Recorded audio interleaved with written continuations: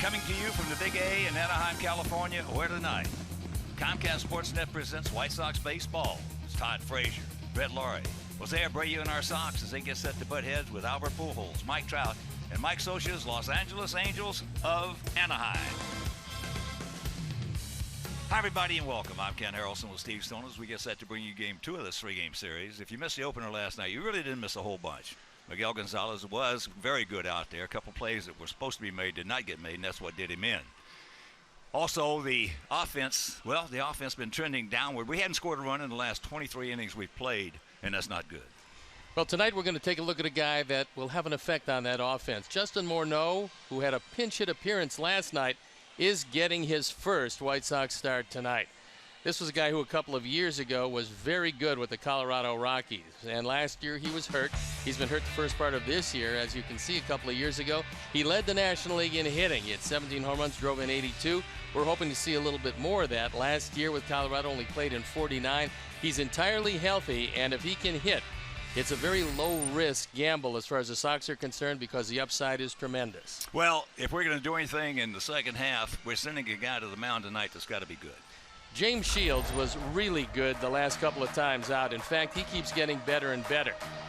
And at the tail end of the rotation, along with Miguel Gonzalez, James Shields has been awfully good. Last three starts, 2-1, the ERA a fine 2.21. And as you can see, he will throw a home run, but it's usually a solo shot. And now the changeup, because he's getting ahead, has been that more effective. Matt Shoemaker goes to the mound, and he's been really good lately. Now, we saw him early in the season, gave up a couple of home runs, and that was it as he took the game into the seventh. Lately, especially at home, Shoemaker has been wonderful. Now, the record doesn't look like much, but he's not giving up anything. He's got a couple of different splitters. He changes speeds on it, and the last 5 times he started at home, his ERA below 1. Opponent's hitting just .206, and as you can see, with 48 strikeouts, only 2 walks, he really is one for the record book. So we'll see tonight if the Sox can get to him early. If they can, they should be in good shape. They'd love to tie up the series at 1. Well, as I mentioned, 23 consecutive scoreless innings, and we're facing a guy who's hot, so sit back, relax, and strap it down. White Sox baseball coming your way.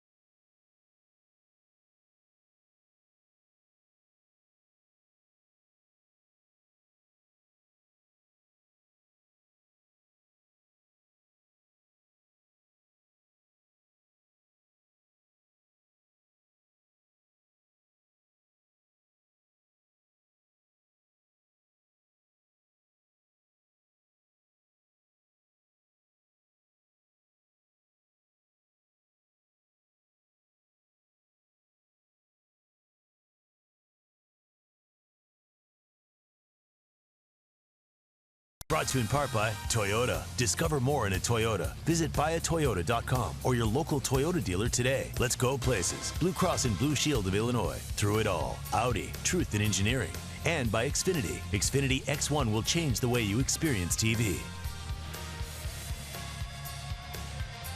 Welcome back to Anaheim. Just a beautiful night for baseball, and the Angels at this point are not having a particularly good year. They've been very bad at home, 17-26. However, this is not the best time to be playing them because lately they're starting to heat it up offensively. And this is a team which pitching is in disarray, but batting average over the last 11, hitting .300, they've averaged 7 runs a game. Haven't hit the ball out of the park very much, but 29 doubles, and the average with runners in scoring position, which is an essential statistics, at .360. Yet during that time, only a 6-5 record. That shows you that the starting rotation has been somewhat in disarray. The bullpen has not been particularly good, and they find themselves in last place in the AL West. Texas leading the way, but Houston seemingly closing on them with each and every game. And Houston playing good solid baseball. The Rangers have won 2 of their last 11 games. They've lost 4 in a row, including this afternoon's tilt with Chicago Cubs in Chicago. So with Mike Trout, a perennial MVP candidate, the Angels figure that the season's not over yet. Talking with Mike Scioscia about that, he said they're going to win each and every game, or try to. That's the only way to go about it at this point. So Matt Shoemaker trotting out to the mound. Let's take a look at how Robin is going to line him up tonight. Tim Anderson leading it off with Adam Eaton in the 2 spot. Adam Eaton with his 500th hit last night. Then Jose Abreu, Melky Cabrera, Todd Frazier, and for the first time ever in a White Sox uniform, Justin Morneau is getting a start as a designated hitter. Then it's Brett Lawrie, Deanna Navarro, and J.B. Shuck rounding it out. The defense, and how they'll line up behind Matt Shoemaker.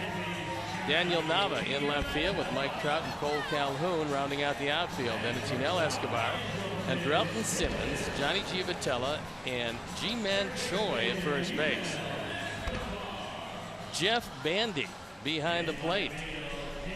And our Lexus Pursuing Perfection starting pitcher is Matt Shoemaker. He's 4-9, his ERA a touch under 4.5. However, 97 strikeouts in 97 innings. The splitter is really his pitch. He throws at 2 different speeds, and he's been throwing it early in the count, which has really made the difference for him. The umpires for the game tonight.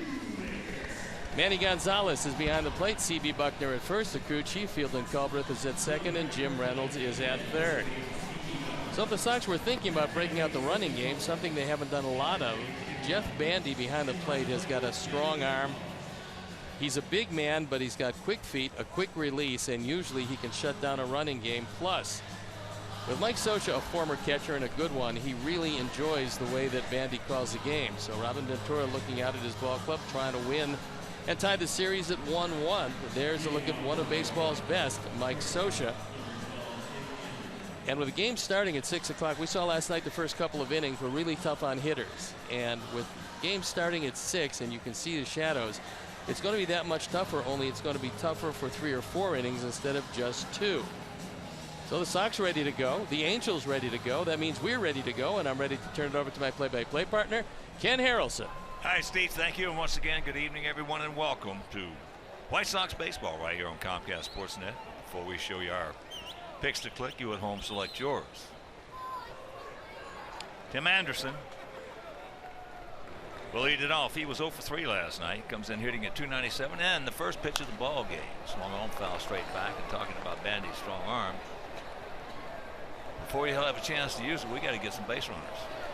Pretty important, especially with our guys who can run. That's Anderson, that's Eaton, and that's Lawrie. And J.B. Shuck occasionally can run. Now field slightly to the right.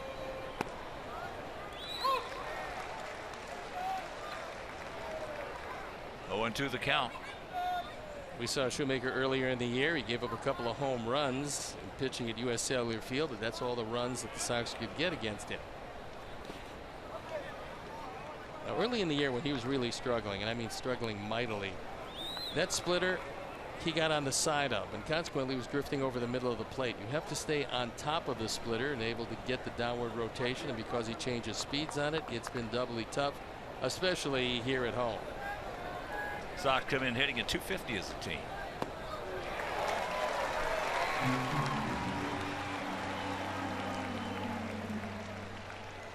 1 out. And there is the splitter. It just disappears at the end. And he stays right over the top. That ball goes straight down, and Tim Anderson has no chance. Well, if you're looking for it, you get it. You're still not going to do anything with it. Not when it's that good. No. You can't look for something you can't have. But you can do. The first pitch of the ball game was the best pitch he had to hit in that sequence, and fouled it straight back. And a lot of times in the major leagues, when you go to that plate, you're only going to get one pitch to hit. But almost every time you go to the plate, you're going to get a good pitch to hit.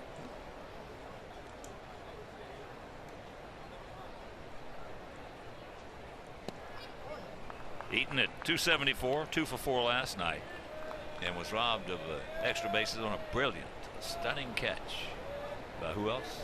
Mike Trout. Cole Calhoun is in the bright sunshine. Hitters immersed in the shadows. That's top foul. Choi.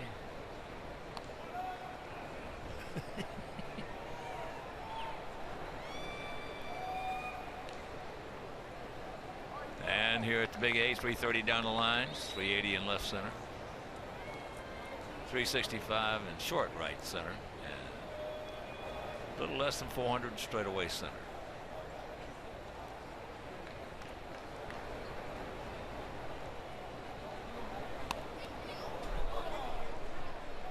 Shoemaker out of Rockwood, Michigan, 29 years old, 6'2", 225 pounds.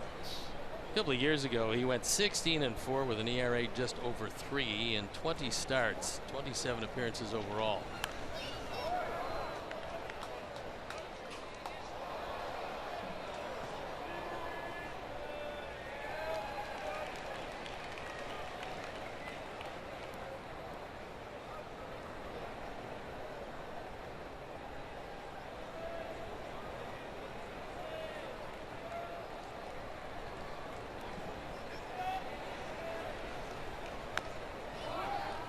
Foul back. Eaton, in one of his typical at bats, seeing a lot of pitches, and it also benefits the on deck hitter. And of course, that's Jose Abreu.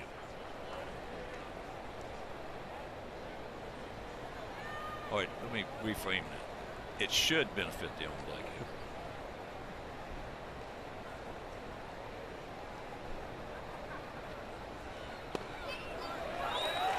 Got it, 2 down. And fans, now you can vote for your pick to click. Before each game, visit whitesox.com/pick-to-click and decide who you think will be the next White Sox position player of the game. And of course, our picks to click tonight, there they are. Fans pick Jose Abreu, Mike Leary and the crew. Todd Frazier, Steve's going Melky, and J.J. Shearer and all the great folks at Ditka's and I. We're going to go with our newcomer, Justin Morneau.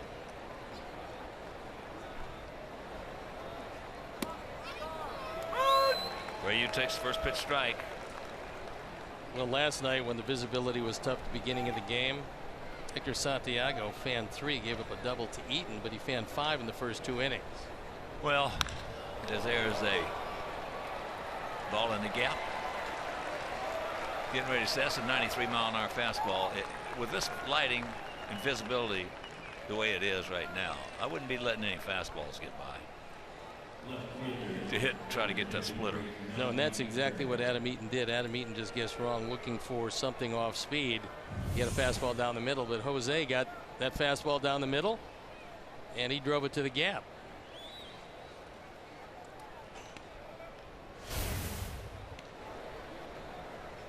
So here's Melky.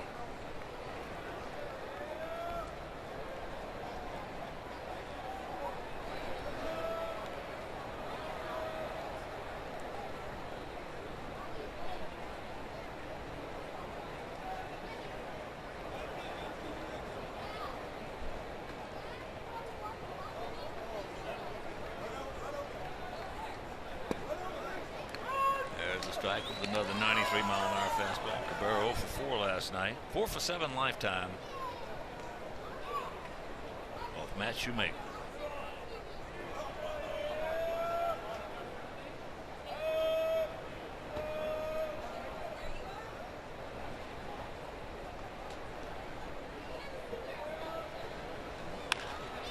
Towards the end of the bat, softly hit. Pretty good shortstop they've got. Throws him out. And after happening in play, our guys nothing. And their guys, well, they're coming to bat.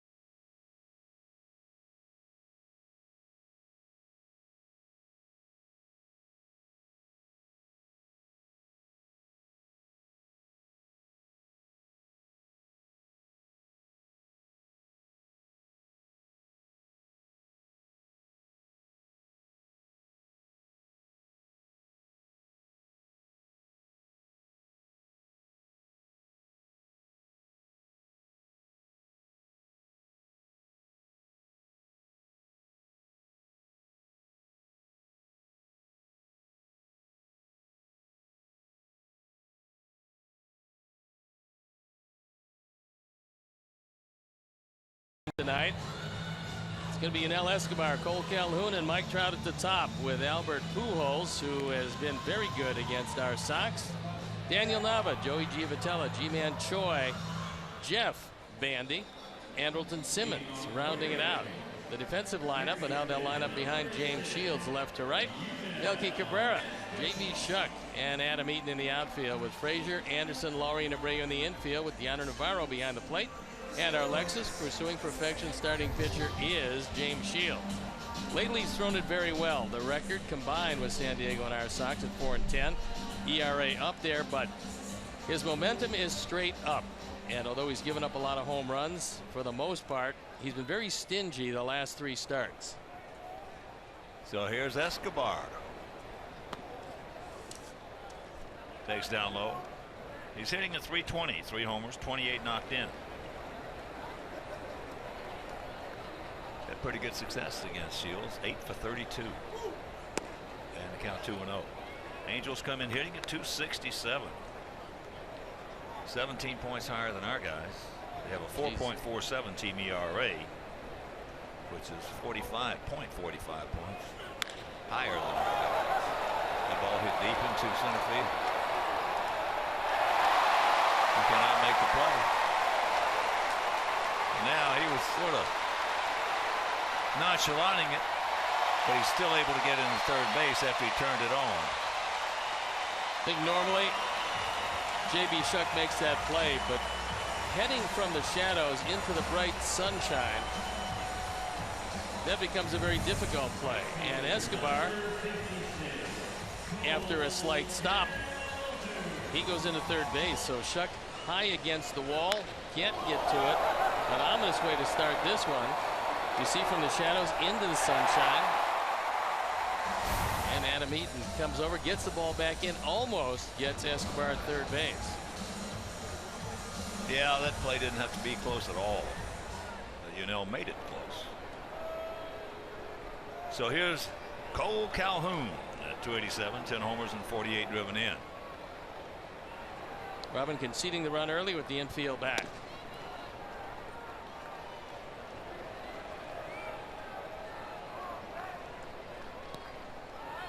Well, JB's played pretty good center field out there. But again, we were talking about it last night, and that was one of the reasons we got off to a great start.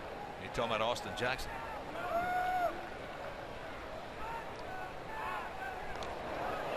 Just back in. Very close at third base. A coordinated play between Shields and Frazier. Now he's got to know that James is coming over there, and you stray off the bag for a bit, you go toward the bag, and then James Shields goes to third base. Escobar fortunate to be able to get back in under the tag. Well, Robin, that was one of his favorite plays, along with Blackjack McDowell. They work that better than any combo I've ever seen.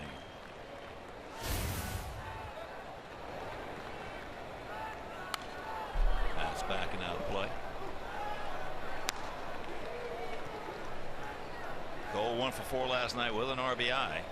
Working on 11-game hitting streak. You see those numbers. 8 driven in. He scored 10. You get on base ahead of Trout and Pujols, you're going to score your share of runs. That's the first triple for Escobar.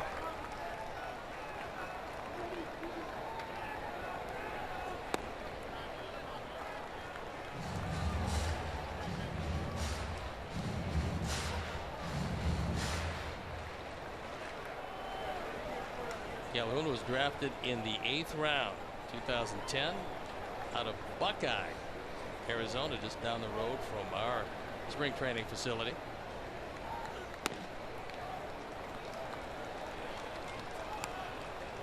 Made himself a pretty good hitter. He's dangerous. Well, last year hit 256, although he did hit the ball out of the park 26 times. This year he's a little bit better hitter. Still very powerful.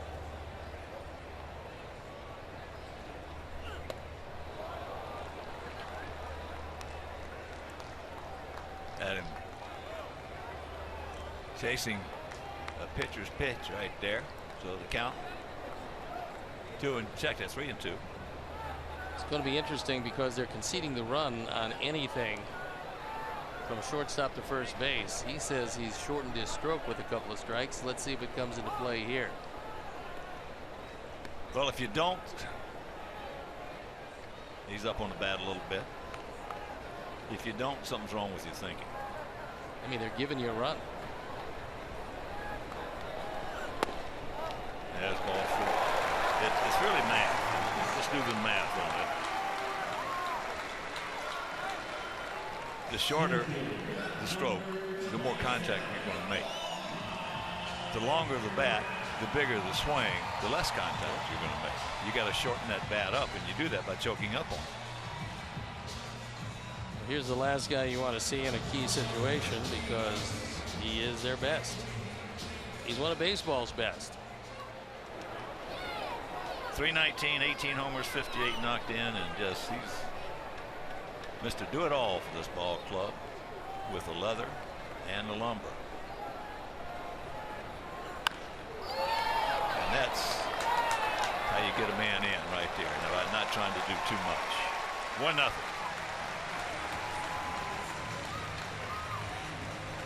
Well, you've got to love that stroke because quite obviously he just went up there to make some contact.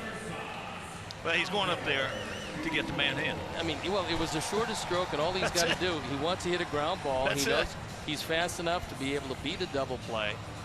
And so what he does is he gets the man in, he gets the man over, he gives himself up, drives in his 59. That's just heads up baseball. Well, Dave Ross, our associate producer, who gives us all most of our content that we say, 65% of the time the team that scores first wins the ball game. 69% of the time when the team scores first in their ballpark, they win the ball game. Well, that's what Trout went up there to do, and that's exactly what he was able to do. And those numbers are higher than I thought they would be. I knew it was over 50%, but I didn't think it'd be that high.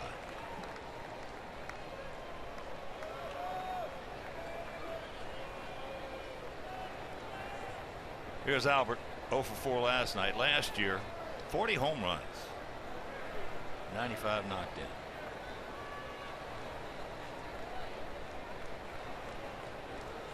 Talking to Albert last night after the ball game, and he just absolutely looks and feels great. Said he really feels good.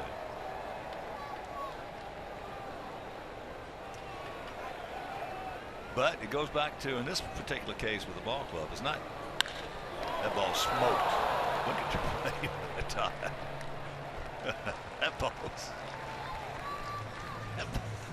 That ball was tattooed. I don't think Albert can hit it much harder than this, and Todd is able to backhand it. You know, Albert's been the best thing that's happened to Mike Trout. The reason being that they're very close. They hang around together all the time. And Albert was the man for many years with St. Louis and was the man when he came over here. Well, now Mike Trout is the man. And Albert's been able to tell him from a psychological standpoint what it's like to be the man on a ball club, what it's like to have to hit in certain situations, because Albert's been through everything that Mike Trout is going through now. Well, he's the leader of this ball club, Albert Pujols. Trout is the talent on the ball club. He's the face of the franchise. He's the man, but this man is mentoring him. He makes him the leader of the ball club. That's exactly what's happened with Mike Trout, who hangs around with Albert Pujols, talks to him all the time. They're together all the time, and you got to give a lot of credit. They got it. He gone. And they'll retire the side, but they come up leadoff triple scores on an RBI by Mike Trout, 1-0.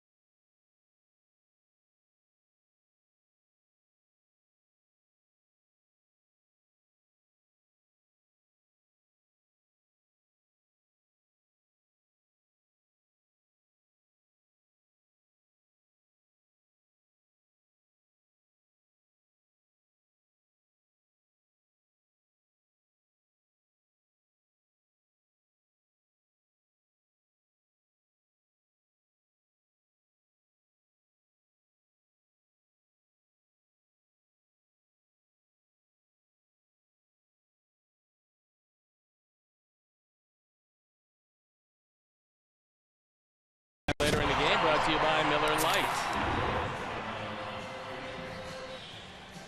Occasionally when you stray off the bag a bit too much, and Dioner Navarro loves to throw, as we've seen. Throw is just waiting for Calhoun to arrive, and there's very little that a base runner is going to do except maybe dig a hole and try to climb into it to end the inning like that in scoring position.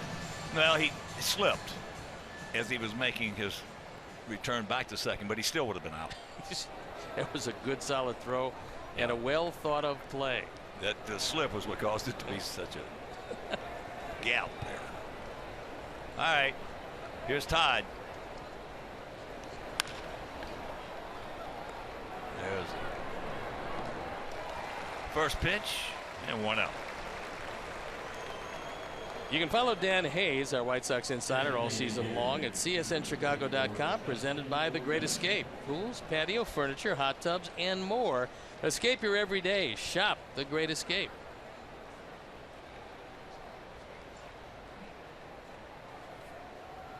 So making his first start as second at bat in a Sox uniform.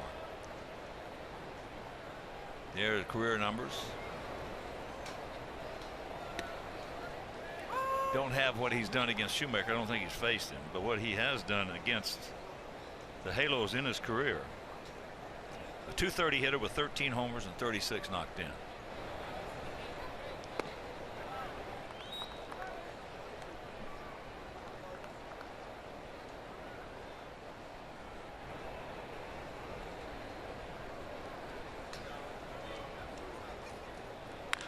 There's a hard hit ball knocked down by Choi, picks it up. Nice play by G-Man. One of the advantages of playing at the corner is if you stay in front of everything, all you got to do is knock it down. And when you knock it down, you just trust that your pitcher's going to be there. Shoemaker was. Choi was able to, and They get the out. That'll bring up Brett. 1 for 4 last night, 6 for 15 lifetime off Shoemaker.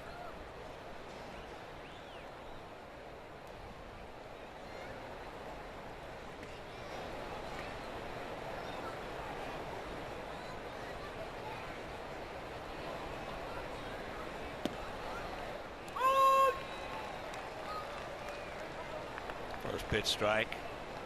The infield playing him as a dead pull hitter, with Simmons and Escobar pretty close to one another. The outfield playing him as a little bit of an off-field hitter. But Trout maybe a step or two into right center field. There you take a look at the defense. Now they line up. Last night, there was not much of a hole between Escobar and Simmons. But last night, Hector Santiago just dominated us, especially early on with that high fastball. Our guys could not catch up to it because that's out of play right side. And then when the visibility, the optics got a little better, he started getting the curveball and a changeover. Well, unfortunately, he only gave one extra base hit, that coming in the first inning. After that, it was just 4 singles, and threw one of his best games of the year. Yeah, he just dominated. And it's like we talk about all the time. It's not who you play, it's when you play them. And we're catching the Angels now when they're scoring some runs. Their pitching is going to be suspect all year long, probably. But their offense, they can put some points on the board. So that is now 25 consecutive scoreless innings for our guys.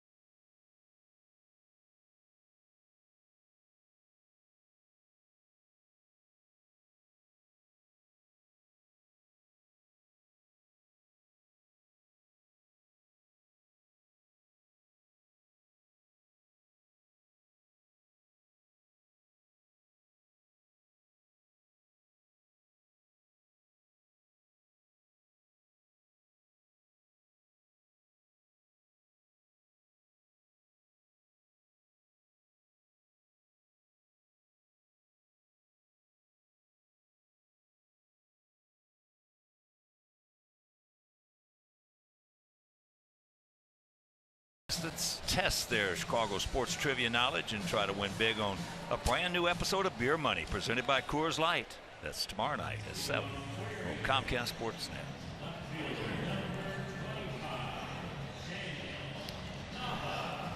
Daniel Nava will lead it off.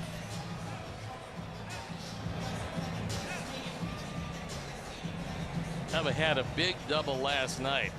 That coming down the line, and it helped Key what turned out to be the put-away inning. They scored 5 runs in the 7th. And that was that. Nava 256, a homer. He's driven in 10.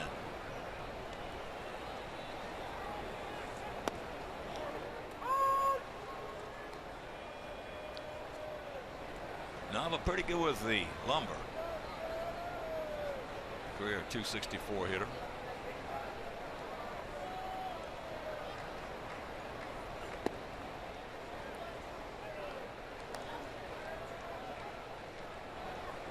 Only 1 to count. He's faced James 15 times, has 4 hits, 3 of them stayed in the park.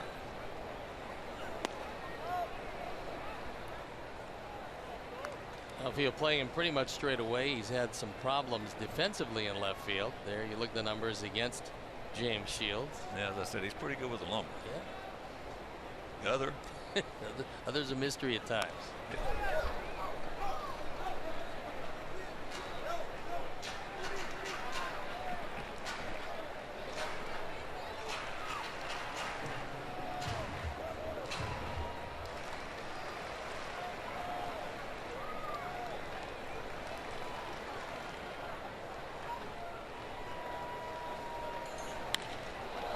That ball hit high into left center field.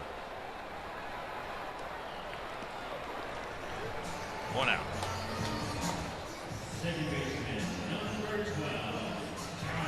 So here's Giovatella.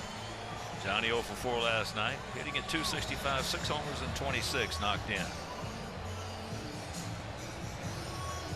Giovatella will occasionally lay down a bunt. With that in mind, I'm sure Todd Frazier will be moving in a touch at third base.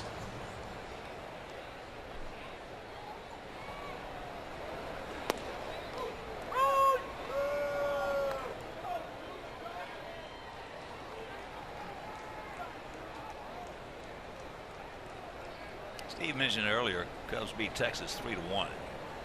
Hamill over Darvish.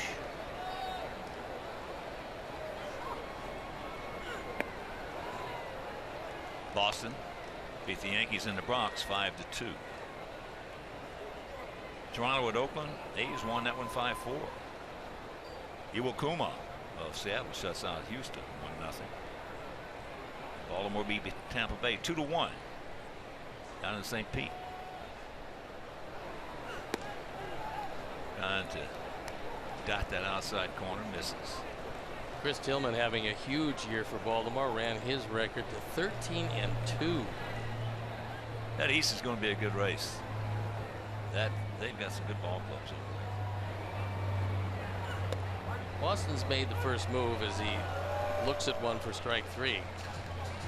They acquired Drew Pomeranz, and so they needed some help in the starting rotation. Pomeranz, a good lefty, former #1 pick of the Cleveland Indians, was at San Diego, putting together a good year. And so of consequential moves, it looks like Boston has made the first volley. They're behind Baltimore by 2 games. Toronto right there at 4 games back, and then New York fading, and Tampa Bay faded. Here's Choi. Ji-Man Choi. 1 for 2 last evening. Now 3 for 26 since being called up. He hit it pretty well in AAA, but he doesn't have a whole lot of power. And if you're going to be one of the corner men, you better drive in runs and hit the ball out of the park. Unless you've got, 80 stolen base speed. Yeah, he's the .302 minor league hitter. Softly hit. So a nice inning for James, but we trail it 1-0.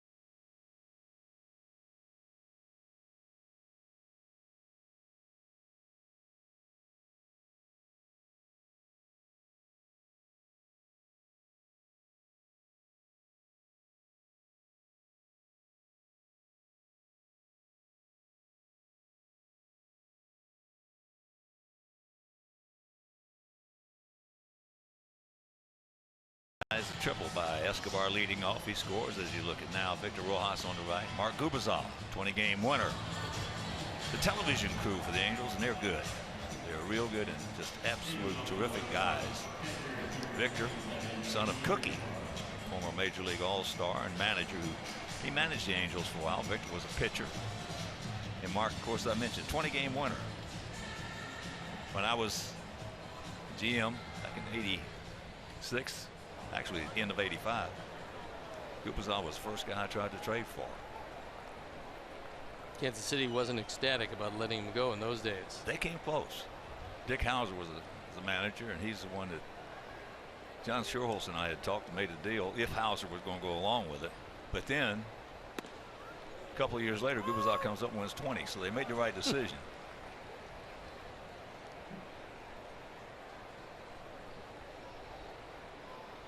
Here's Deanner.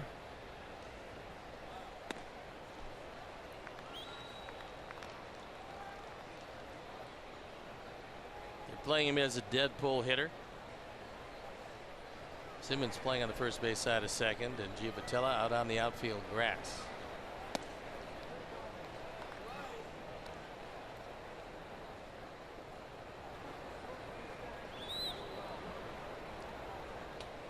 Deanner 0 for 3 last night, 1 for 3 lifetime off Shoemaker.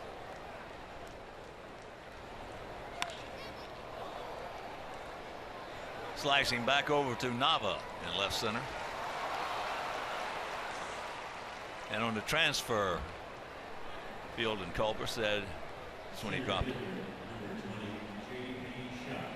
Hope join the White Sox for a night of music and dance as we celebrate Greek Heritage Night at U.S. Cellular Field on Thursday, July 21st. White Sox are offering specially priced tickets to the Greek community and their friends. To purchase this specially priced ticket package, visit whitesox.com/GHN.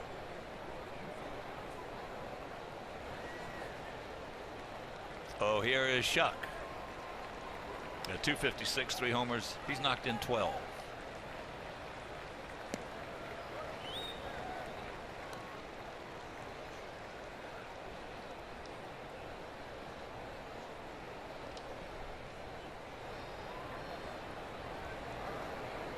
Outfield slightly to the left. And let's take another look at this fly ball that is dropped by Nava.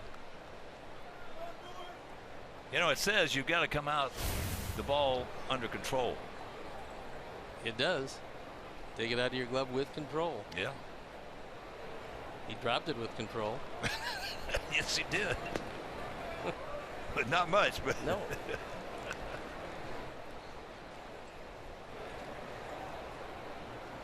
That might have been an interesting challenge right there.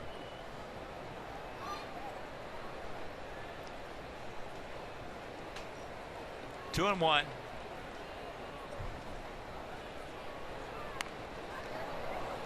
Pretty good idea, but not between the lines. And challenges are pretty easy to quantify. A.J. Hinch, manager of the Houston Astros, first part of the season, successful on just 20% of his challenges. That's not good. Don Mattingly of the Marlins, successful 64.5% of his challenges, and Paul Molitor 64.3. They have the highest challenge success rate in all of baseball.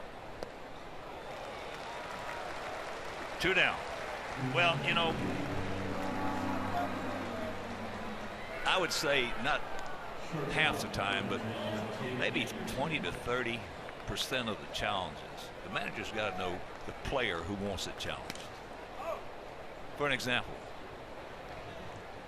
Alexei wanted every play that he was called out on challenged. Well, I've never seen a guy yet get the call at the plate and look to first base, point to him to challenge the call that he already got. Now that's a guy that wants a lot of challenge. Well, you know, and then you take a guy like Robin Ventura when he was playing. If you were the manager of that ball club and Robin Ventura made a challenge, you could probably bet he was right. So a lot of that is knowing your players, know who is going to make a good call for you or a good challenge for you. Because there are a lot of guys, they want everything challenged. They get their feelings hurt. Well, you also get an opportunity, and I mean, obviously your guys are going to look at it. They're going to slow it down. They're going to get every angle that they can get. But sometimes whatever call is made is the one going to stand because there's no definitive proof. So it doesn't mean you're wrong. It just means that there's no definitive proof. You can't overturn it. Yeah. Timmy struck out leading off the ball game. Outfield out there slightly to the right.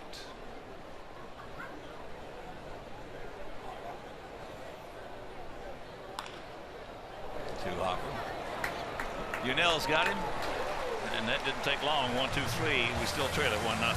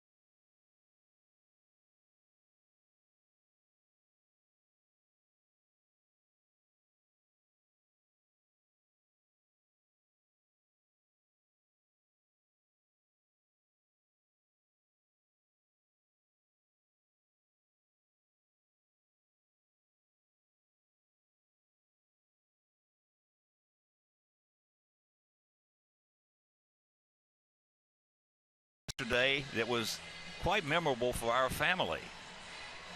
Our grandson Nico in his game.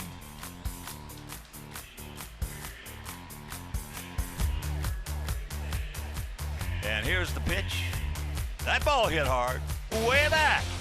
He looks up, you can put it on the board, yes.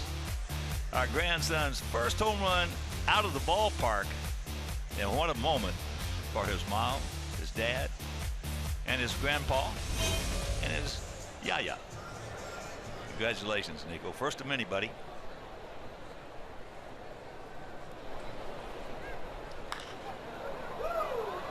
High, high.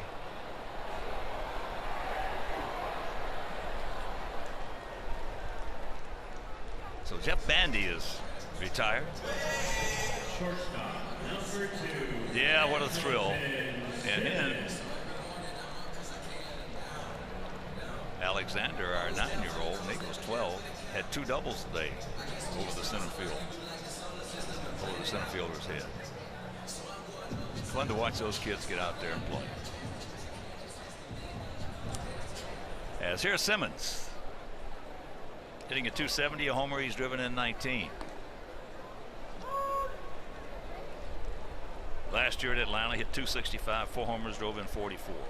But he is something with the leather. 13-game hit streak where he's been swinging it very well. But year after year after year, his contributions defensively what sets him apart from just about everybody.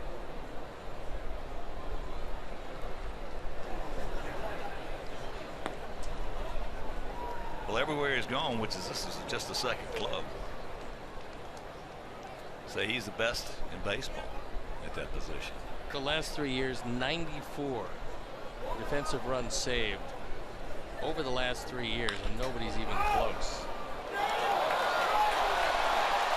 So that'll be an error on Timmy. He had 2 errors last night, and he just had 1 coming in since being called up, so that's his 4th error. It's the most unusual style of defensive play at short in that he reaches forward with one hand all the time. He doesn't absorb the baseball. He actually goes out and gets it. And so when it doesn't stick in the glove, and Simmons has decent speed, he tries to make the catch, and then it skips away from him. Well, he has absolutely played a terrific shortstop since being called up with the last 2 games.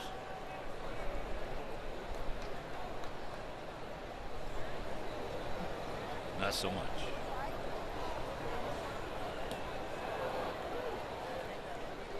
So here is Escobar, tripled,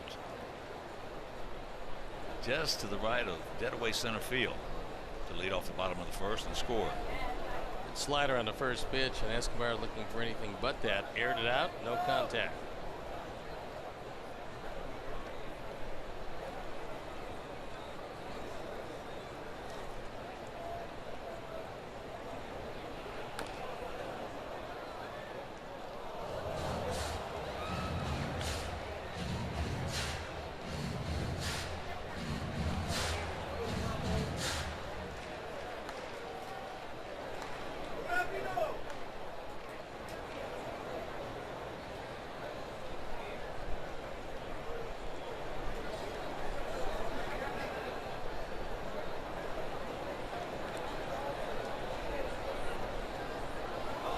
Nice stop by DeHonor.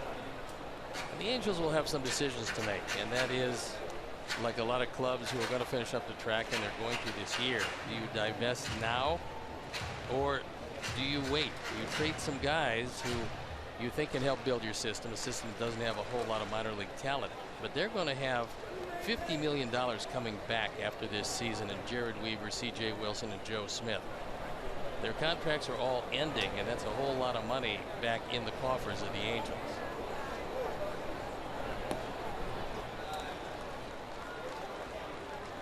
And the guy you're looking at, Yunel Escobar, is one of those guys. You saw a picture of Jared Weaver. He's going to throw tomorrow. He's going to be gone from this team, most likely. That's a whole lot of cash back for Billy Epler to see what he can do to help a system that has just not been productive.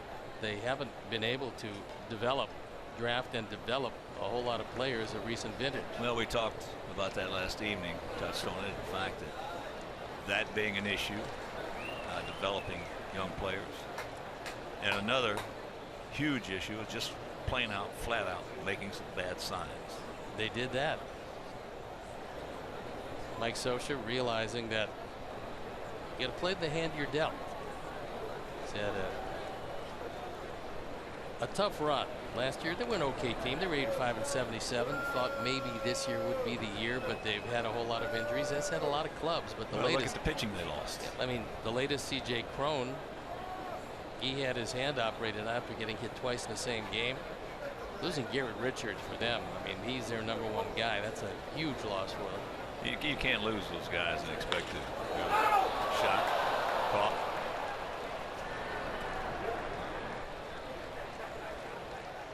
And that'll do it.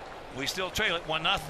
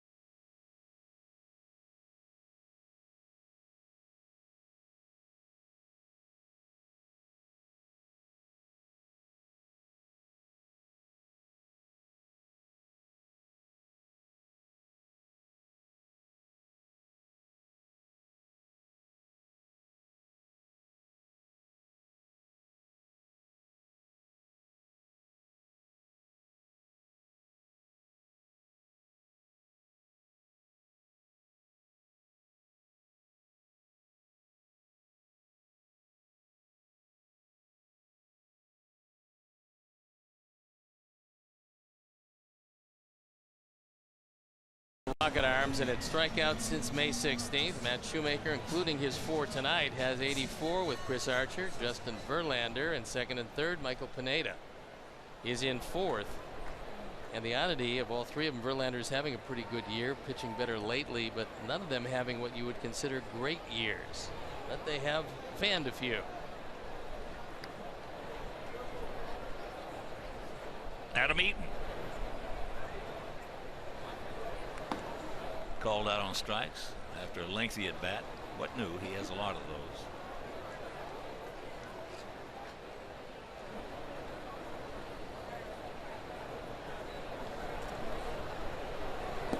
As I mentioned earlier, Mike Scioscia and I had a long talk after the game, and I'll tell you what, he's one thing I really love about him. There's no alibis, no excuses. He's just old school baseball. And as you mentioned, you deal him a hand, he's going to play it. It is what it is.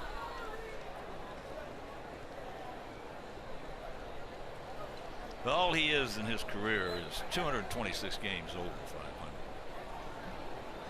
500. When he had a fairly big say-so into player personnel moves, as you would like to see managers have, they had some teams that were really tough to beat because left to his own devices, he would play a National League game. He would have speed, he would have defense, and hopefully, and he did many times, have very good pitching. But the speed and the defense were the things that characterized his winning ball clubs from the way they've been lately.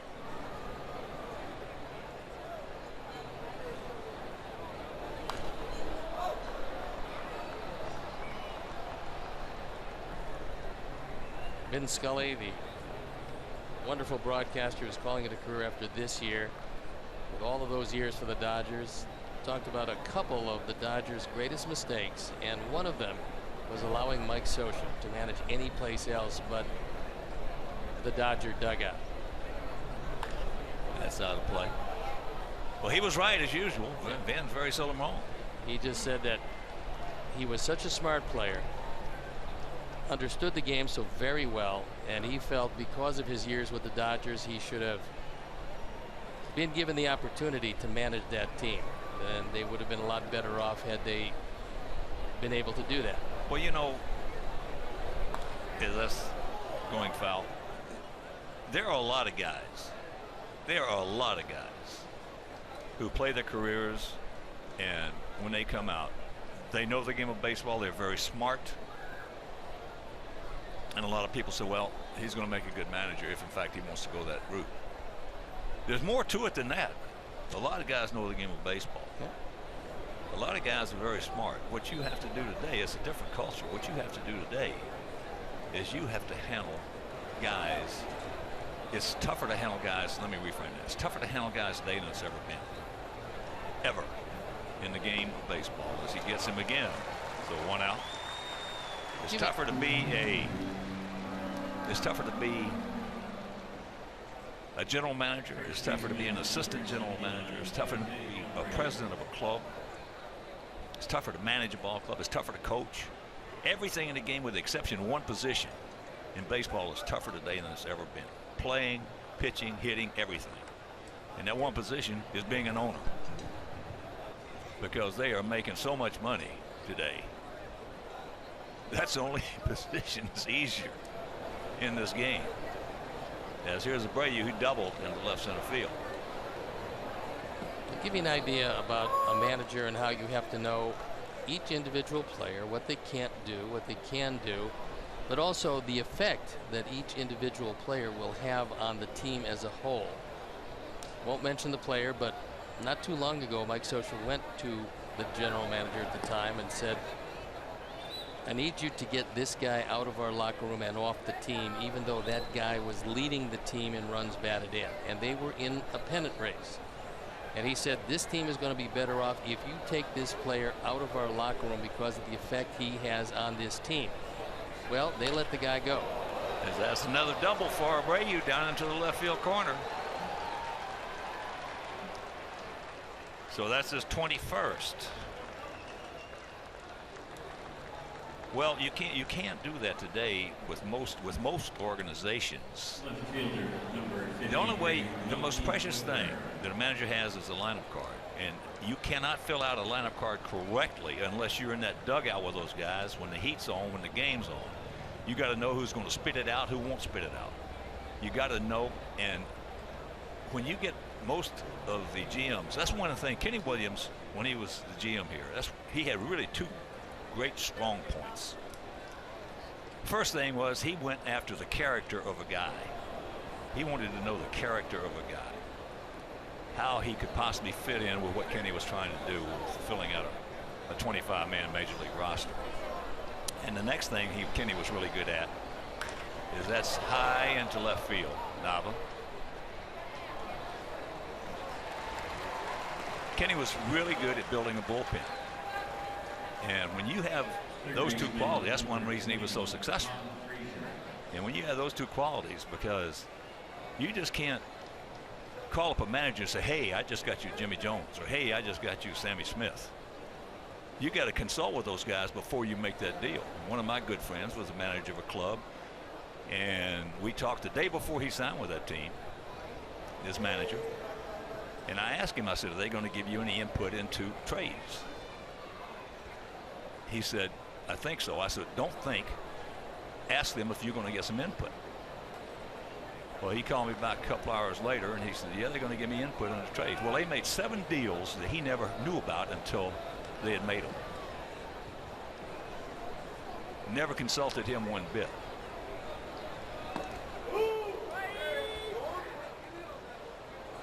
So when you get in that situation, Socia was ecstatic about his new general manager.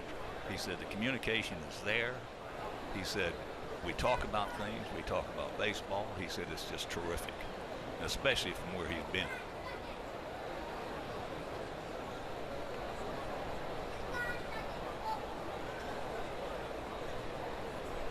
Pick him up. Let's get this thing tied up.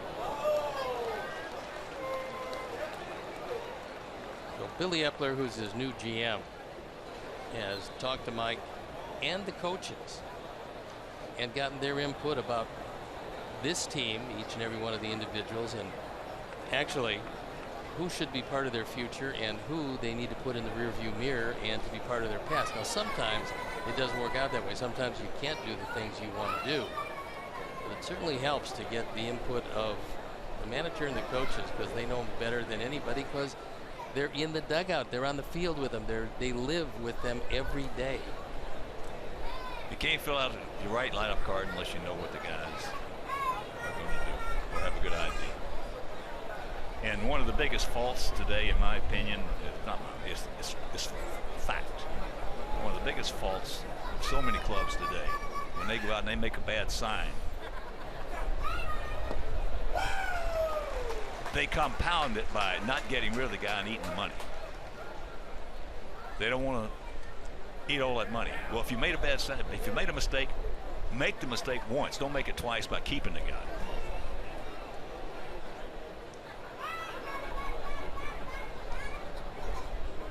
And every club has made bad signs. Well, if you're not making bad signs, then you're not doing anything. I mean, you've got to make some bad signs. That's exactly it. In baseball, if you're right half the time, you're on top of the game. Half the time, you're on top of the game.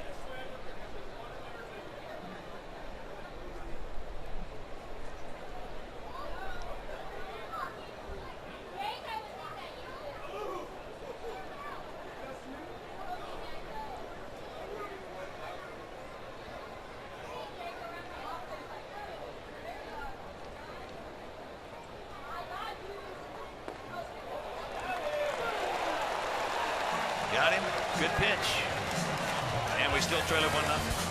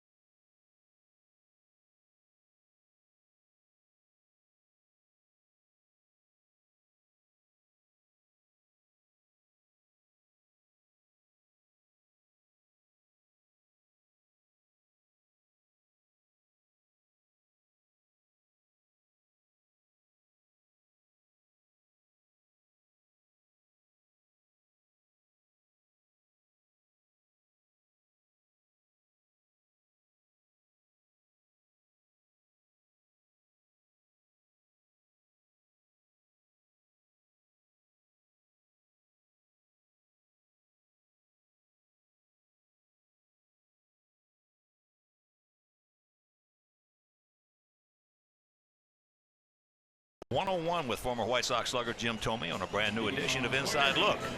You'll recall his 500th home run at U.S. Cellular Field, his playing career, and give fans an update on what he's up to right now. So Inside Look, Jim Thome, presented by Cadillac, premieres Monday night at 8 on CSN Chicago.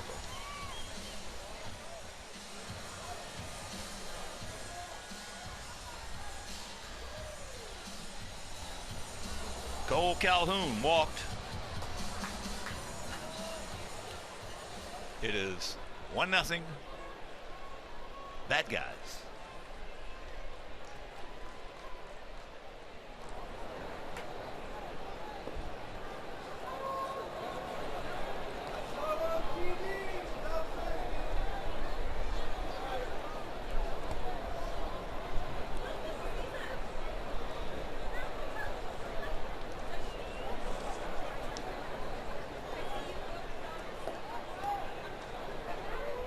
Good pitch, didn't get it.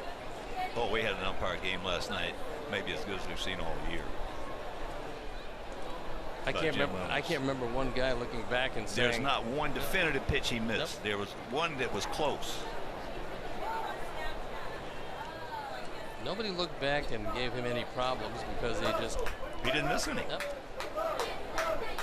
When you're going to see 300 pitches, Jim was absolutely on top of his game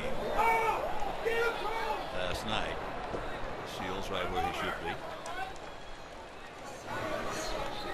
Friday, August 5th.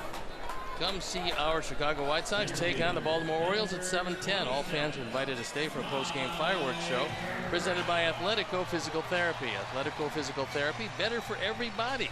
Purchase tickets today by visiting whitesox.com or calling 866-SOX-GAME. And I want to ask you a question that has some precedence. There's been a couple of guys in the history of baseball that have been the MVPs on last place teams. One, Ernie Banks, and another, Andre Dawson. The guy you're looking at, does he have any chance this year to be the MVP on a team that's going to finish as far back as the Angels are going to finish? I would say no. I would say no. Even though whoever wins it is not going to be the player he is. But that has, to people like you and I, who've been in this game all our lives, they call us lifers. The MVP certainly, in my opinion, all things being equal, has to do with how the team does as a whole, where they finish. Mention Ernie, and Dawson. And Andre. I mean, they had spectacular years, but the team finished last. Yeah, but there are some teams who are going to win their division and go into postseason, who are not going to have anybody on the team who's probably going to have a better year than Mike Trout. No. And look, we look at Altuve hitting 341 coming into today, and Ortiz hitting 331. Their teams will probably be in the postseason. But I think people make a mistake, Hawk. I think they think that the MVP is the best year, and the MVP isn't the best year. The MVP is the guy who's most valuable to a team that, in my estimation, a team that got to the playoffs. So, well, that's the life of being a lifer like myself. Can the Angels finish last without Mike Trout? They absolutely can. But can these other teams finish a playoff run without the guys we talked about? Can Houston do without Altuve? I don't really think so. Can Boston do without Ortiz? I don't really think so. Now, I don't know who's going to win it. I know Trout's going to have a great year. He always has a great year, and he's finished first or second in his first 4 full seasons, so he's been magnificent. But I just think it's going to be really tough for him this year to be in consideration for the MVP. Well, he's been in the league 4 years. He's won it once and finished second 3 times. He is absolutely unreal, as that's out number 2. But right now, as you look at look at this. Since the start of 2012, look at those numbers. They're just unbelievable. Well, in the American League, I don't know about the National League, but right now in the American League, to me right now, if you had to vote at halfway point, who was the most valuable player in the league, there's no question in my mind who's the most valuable player. And that's David Ortiz. I mean, and here he is, 40 years old. He's going to retire, and he, without question, was the most valuable player to his team in the American League. Well, look, runs batted in, he's got 72. He's second. Ortiz is second in hitting at 331. Yeah, look at home runs. He's on the list. He's got 22. Trumbo has 28. I mean, Ortiz is there just about every place. Now, you can say same thing about Manny Machado. If Baltimore does win it or come in second, you think they will. But Danny, he doesn't have the numbers of these other guys, and Altuve does. Altuve has wonderful numbers. All right, just think about what you just said. Is that's high. Albert just missed it, and he knows it. Whew. But what you just said, with the exception of a couple guys, all those names you mentioned are very young. Hey, they are that. Except for Big Papi.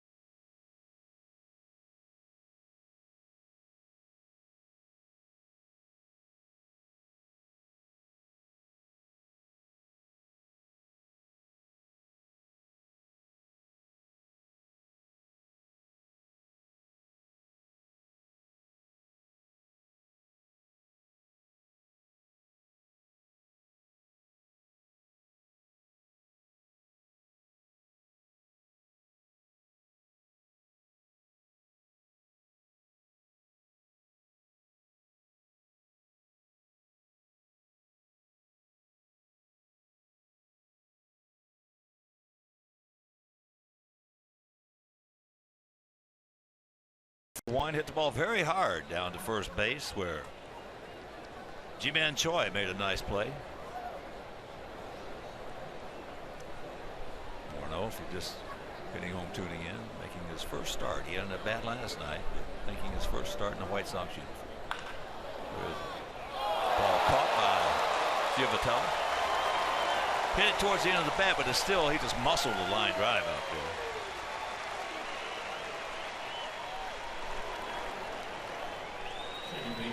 Was he strong? Whew.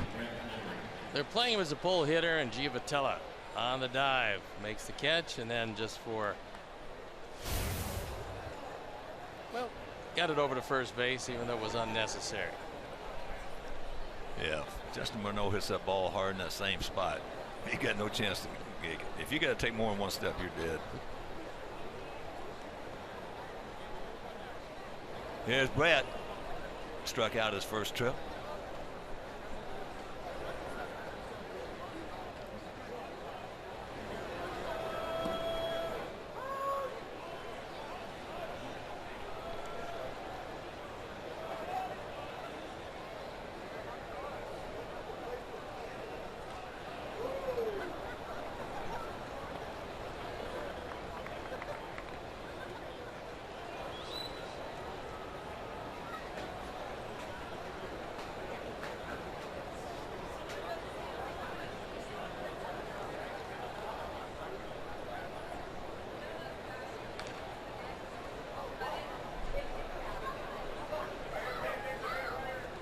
Last 17, Brett's hitting .385. He's hit the ball out of the ballpark.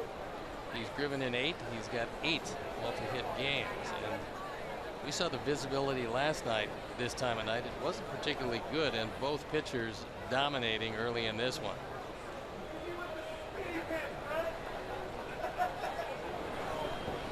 Well, the stuff that Hector had last night, he's going to beat you at 12 noon. Especially when you don't lay off the high fastball from him. You got to make him get it down. Because he didn't walk anybody. He fanned 7. He picked up 5 in the first 2 innings, and then 2 in the next 5. but he was pretty much unhittable.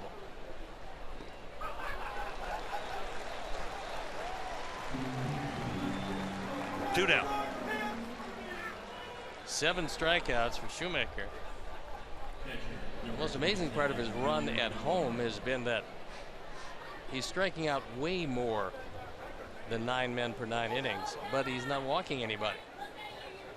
That's been the big turnaround. It's been control, and despite the fact that he's not having a good year statistically, he's getting better and better.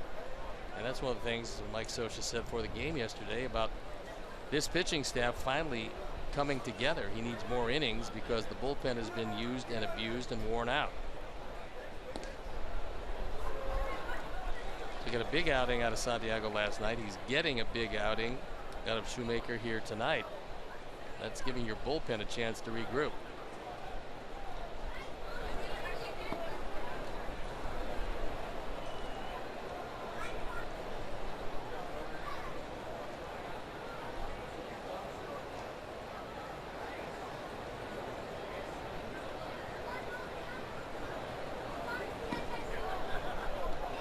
Just off the corner. The honor went out to Nava in left field.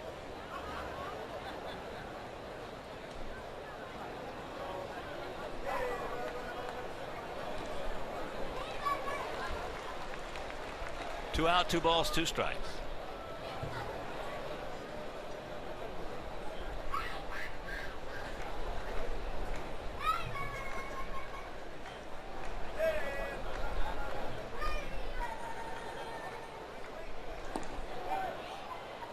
Good try. Couldn't quite get it back to the corner.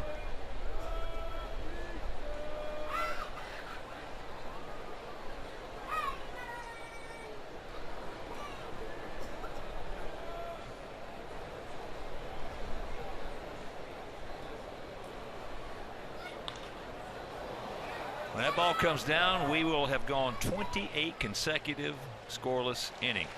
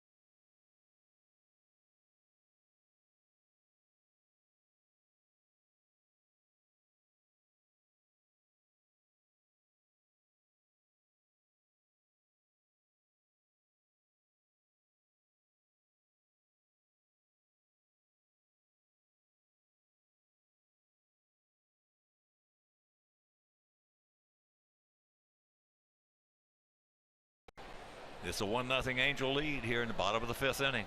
No runs on 2 hits for us, 1 run on 1 hit for them. That 1 hit for them, just tuning in, was a leadoff triple bottom of the 1st inning by Yunel Escobar, and he scored on good at bat by Mike Trout, just a little ground ball to the right side, knocked him in, and that has been the extent of both our hits coming off the bat of Abreu and both doubles.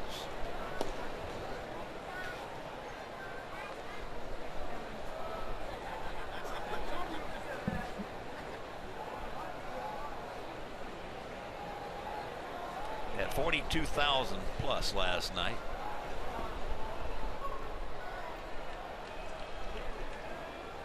And they're averaging a little over 38,000.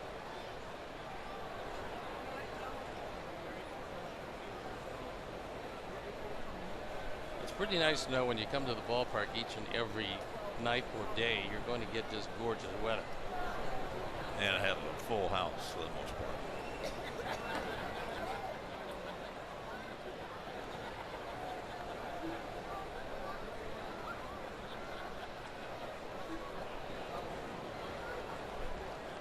Nice looking ballpark, one of the older ones, but they made a lot of revisions to it. Yeah, I remember I played in this park when they first opened it. It was okay. They didn't have anything in center field. It was just, and at night you just had a lot of trouble hitting the ball out of here. Same way at Dodger Stadium. Got pretty damp, and the ball just didn't seem to carry, especially in the alleys. Alleys in center field was a great place to pitch. Daytime it was pretty lively, but at night not so much. Bang Wolfham. Carnava.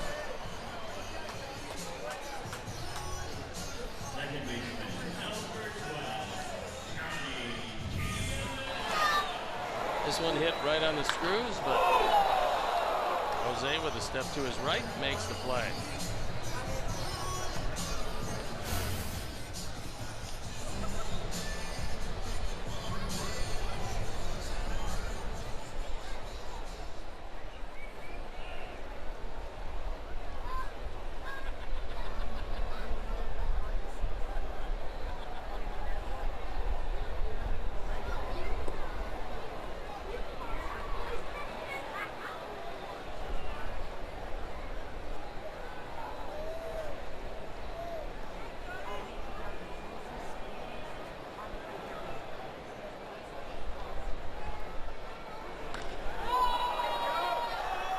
We got a man there.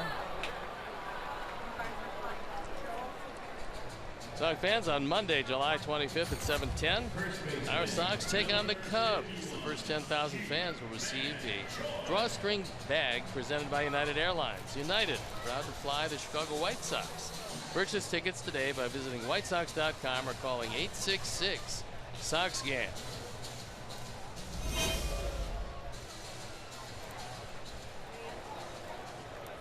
A lot of Sox fans have made the trip.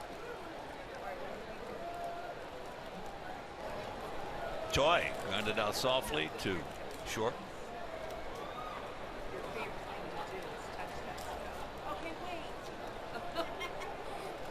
One walk, one strikeout for James Shields, who has been brilliant through 4 2/3.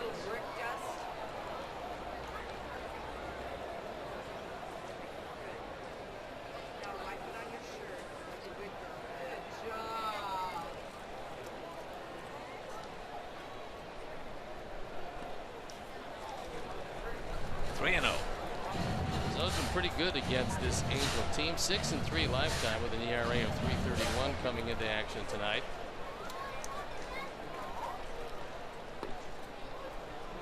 There's one.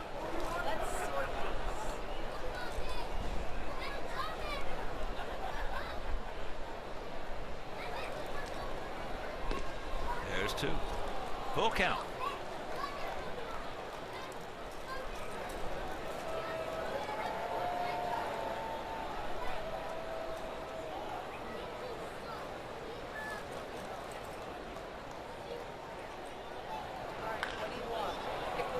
Nice comeback from a 3-0 count.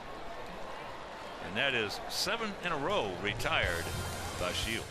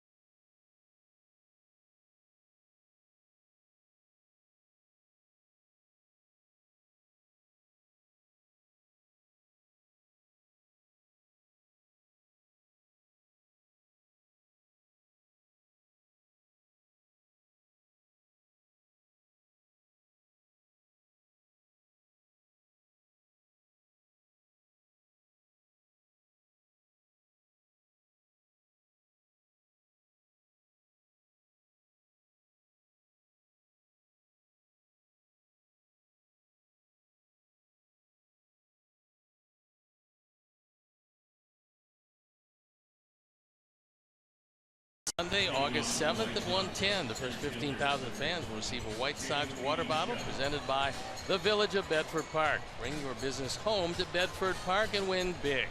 Visit whitesox.com to purchase your tickets today.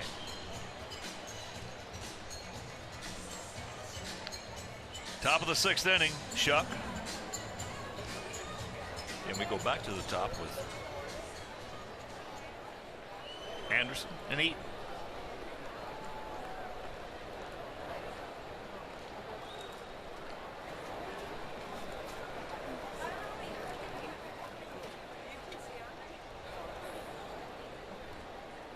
Escobar in on the grass at third. And Shuck trying to take advantage of that by hitting one that way, which he did, but it was foul.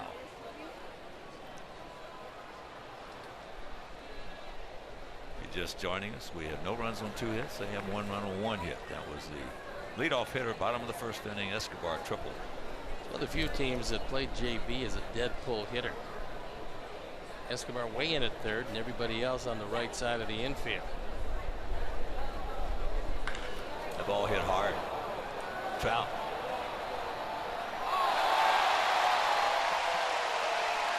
Boy, he makes it look so easy. We talked about last night the fact that Mike Trout plays deeper than most center fielders, especially in situations like this, a 1-run game, nobody on base.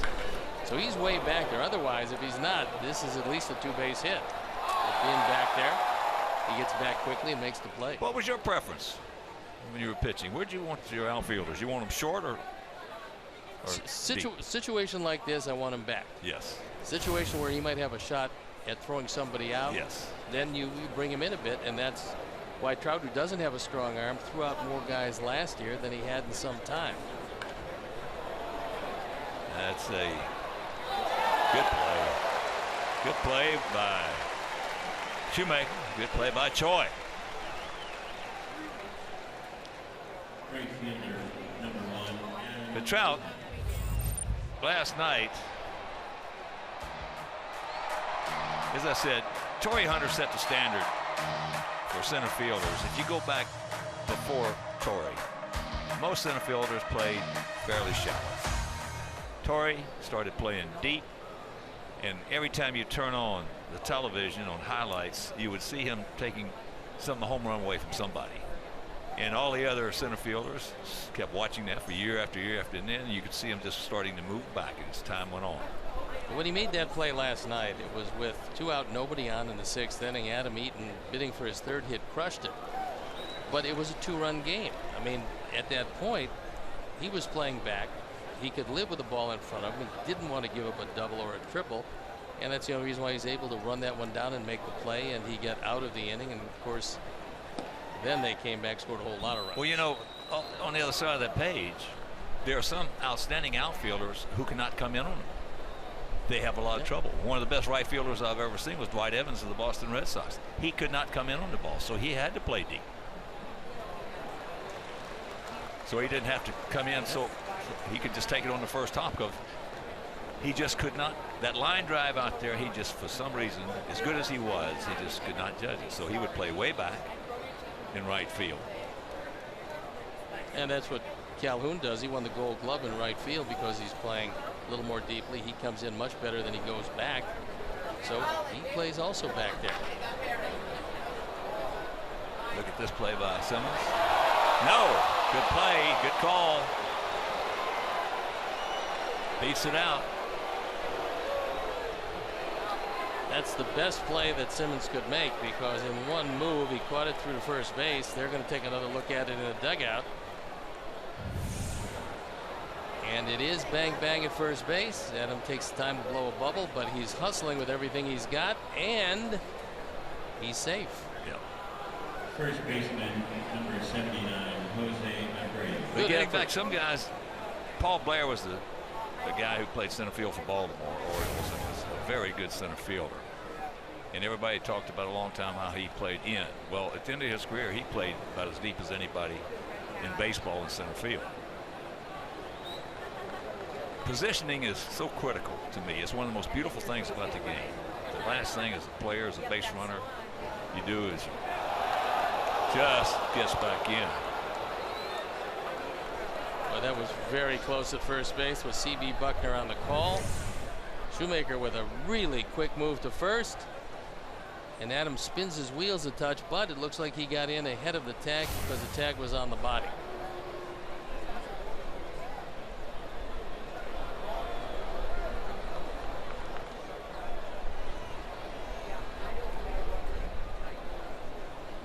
Abreu 2 for 2, 2 doubles. Has 21 on the year.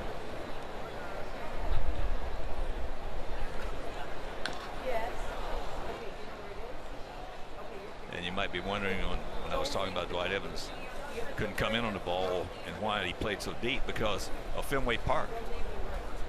If he had come in and played shallow, anything over his head, that's going to be 3 in that ballpark. So he had to play way deep.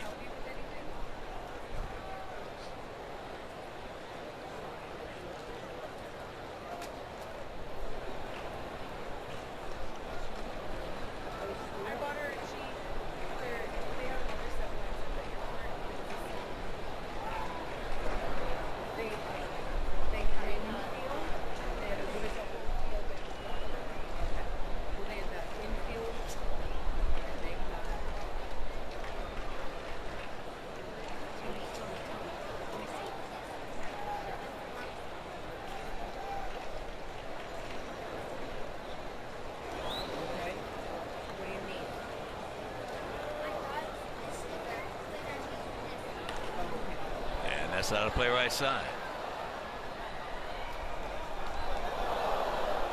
Finale of the series. Tomorrow afternoon, that will be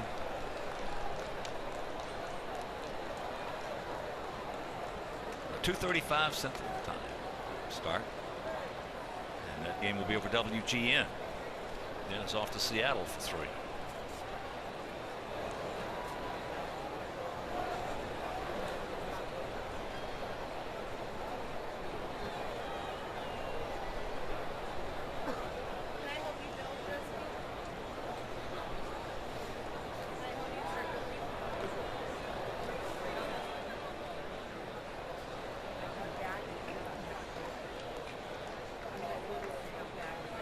And with 2 down, anything that's a tweener,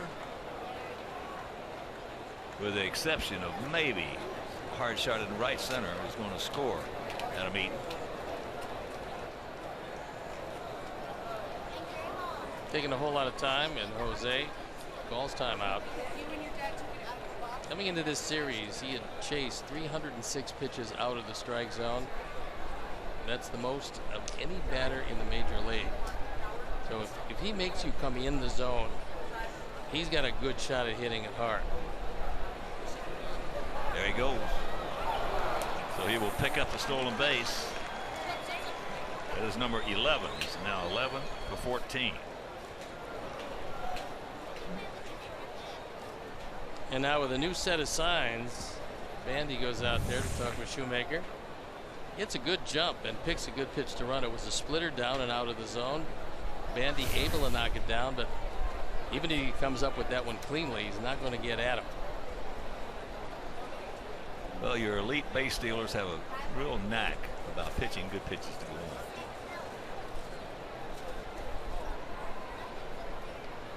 on. .11 out of 14 now for Adam.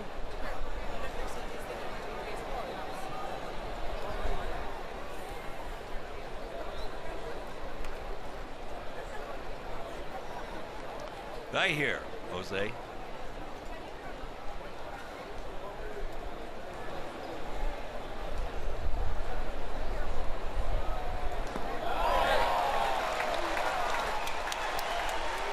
That is now 29 consecutive scoreless innings for us.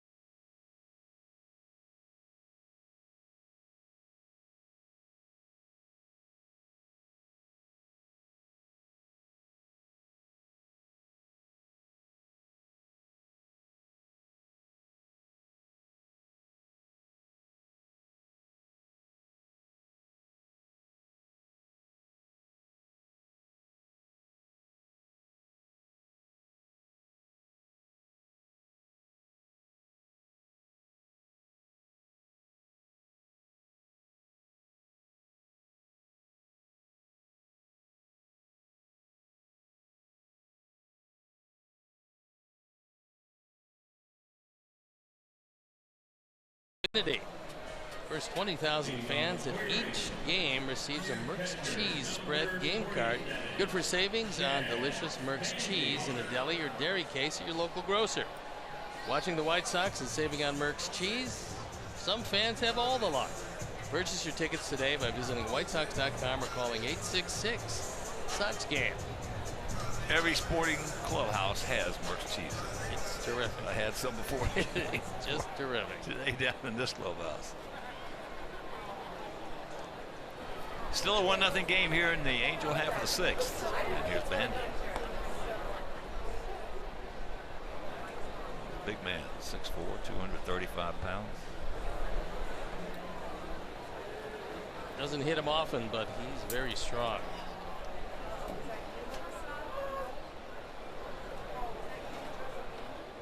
One and one to count.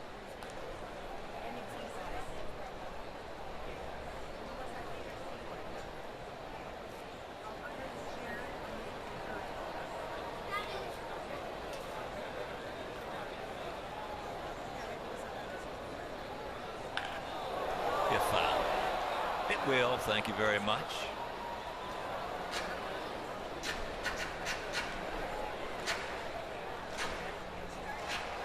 Andy, 26 years old, 265 career minor league hitter.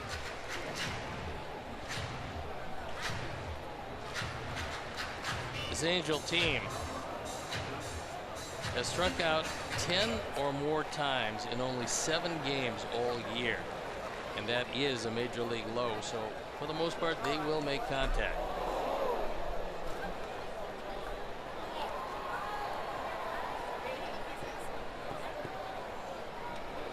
You stole my baseball.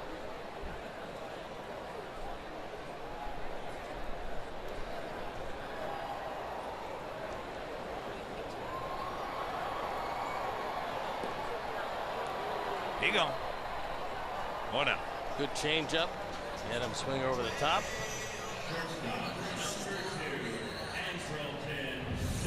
That's just the second strikeout for James Shields, who's been brilliant. And that time a changeup, dipping well out of the zone. Bandy the first out. So here's Simmons.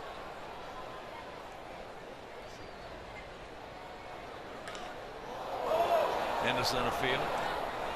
Can of corn. 2 down. He reached on an error by Tim Anderson, his first trip up. I was talking with a couple of players about this infield. Historically speaking, and they said it's fine. It's good infield. But historically speaking, this was one of the tougher infields to play on because obviously the sun and the heat and the hardness of it. And you get chumps out there in that thing. Now I guess they've got that resolved, and everything is real good. This, along with Texas, almost like an artificial surface. The ball just used to fly through this. That's deep into right field. Adams got a bead and the ball. So that is now 10 in a row retired by Shields.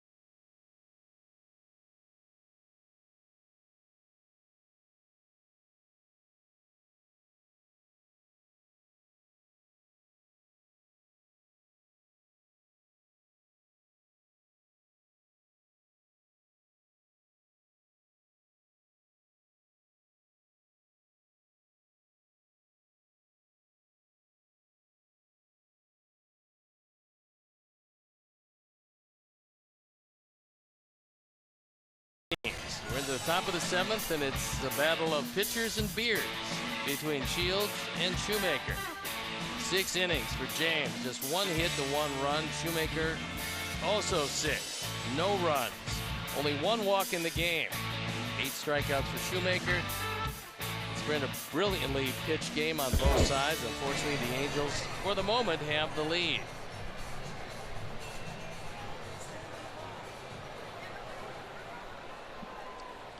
Here's Melky. He'll be followed by Frazier and then Justin Morneau. Melky has grounded softly to short, and he has gone out to left.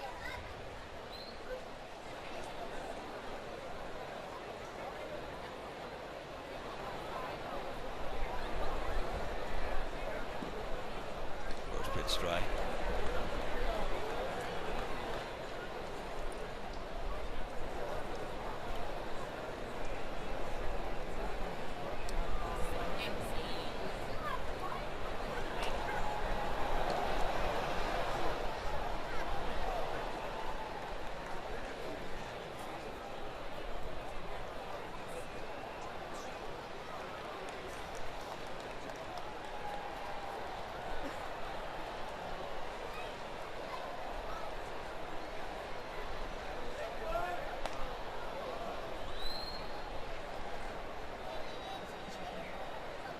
Angels with Nava, Trout, Calhoun in the outfield from left to right.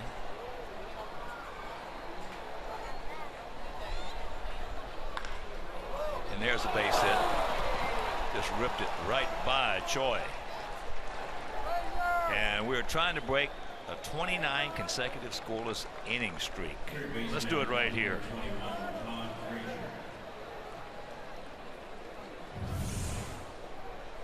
No chance at all for Choi at first as Melky gets one right down the middle. That ball just over the glove of Choi on a rocket into right.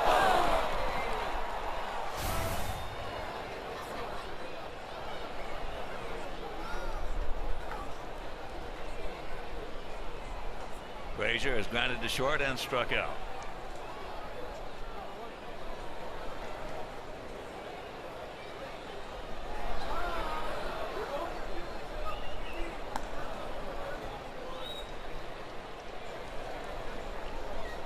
Wide.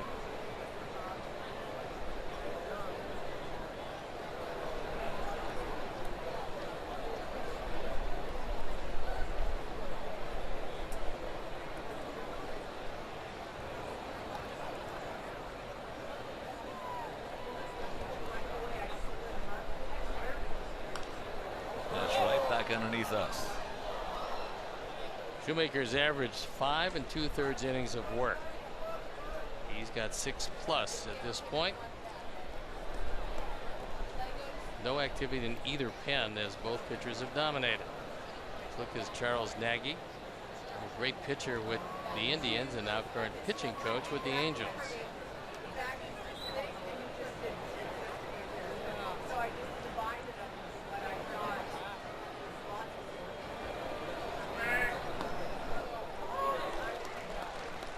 Borderline pitch, and it goes Shoemaker's way.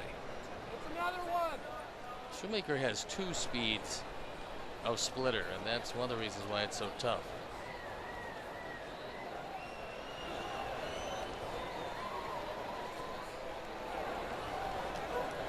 Just the short lead by Cabrera.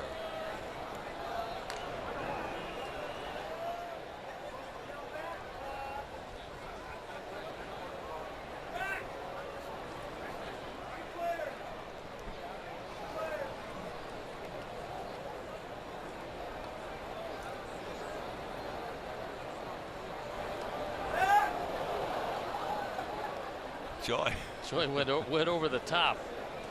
He got stepped on at first base yesterday by Jose Abreu, and this time almost did the stepping on Melky.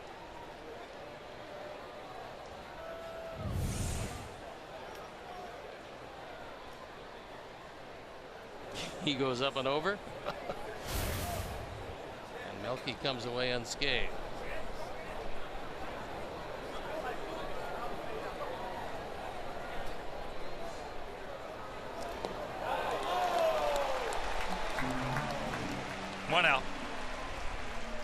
8 strikeouts now.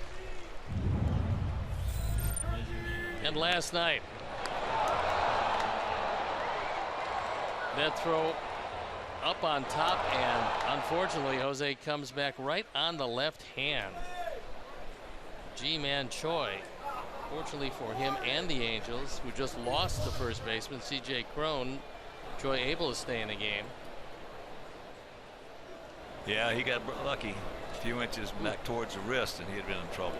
Make that 9 strikeouts now for Shoemaker. Here's Morneau. Ball hit hard right at him. That's a hang wolf for Justin. Justin has been to the plate 3 times and hit it hard all 3 times, and he's 0 for 3. Second baseman, number 15, Brett Monroe. Angels catch a break because that was a line drive rocket, and unfortunately for Justin and the Sox, Trout was right there to make the play.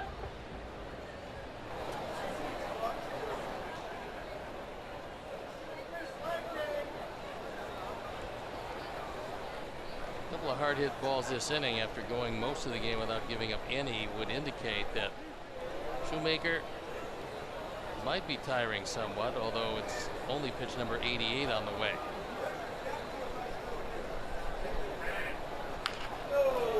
Chopper, Escobar.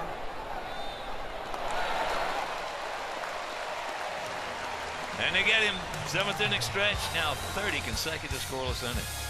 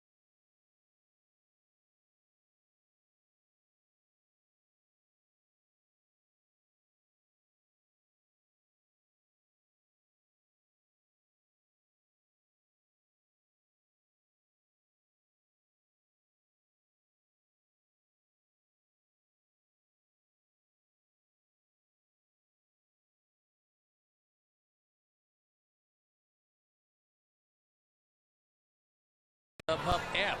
We take the price and location of the seats and show you which tickets at StubHub give you the best deal. So get the StubHub app today. StubHub, the official fan-to-fan ticket marketplace of the Chicago White Sox. So the way this sets up, this is going to be a tough inning. Right through the heart of the order, Calhoun, Trout, and Pujols. Although so far the leadoff triple by Escobar, and that's been it. The sum total of the offense for the Angels, who came in averaging 7 runs a game scored in their last 9 games. Gold has walked and grounded out to first.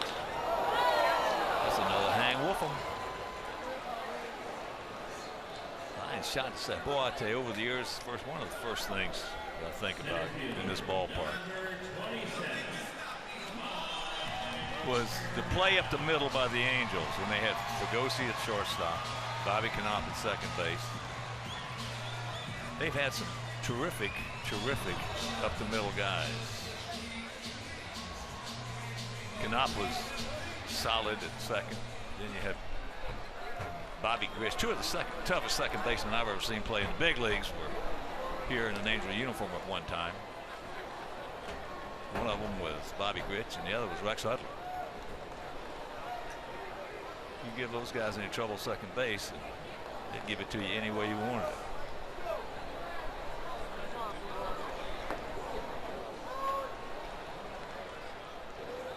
go into second, you better get down on a double play.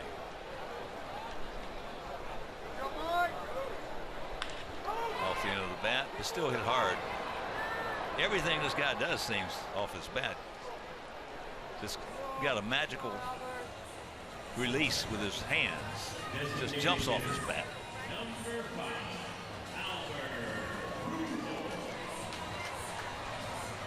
Hands and wrists. 2 outs, nobody on, and Albert not really a speed burner despite 4 for 4 in stolen bases. He's only thinking about hitting it out of the park. He's one of the best hitters in the last 50 years in Major League Baseball. Usually those guys who are in that category treat almost every at bat like it's a situational at bat, which is what it should be. When he first came into the major leagues and down through his great years with the Cardinals, he would drive the ball to right and right center field. But these days, he has to cheat a little bit, and he's become a pull hitter most of the time.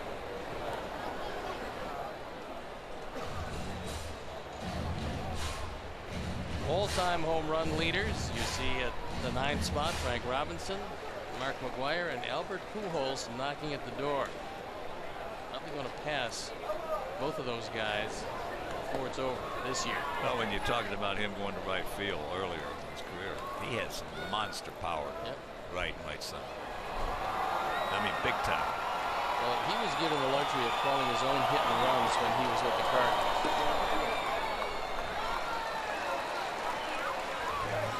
So a bit of a pitch around right there. Just a second walk issued by Shields, and breaks a streak of 12 in a row retired by James. Last inning, just 7 pitches to get through the 6th. He's only had 9 pitches. Nava hit the ball awfully hard last time, but right at Abreu.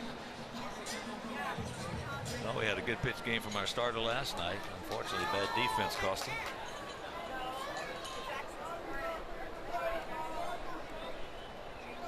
And Miguel Gonzalez getting another one tonight from James Shields. But, you know, especially in the American League, it's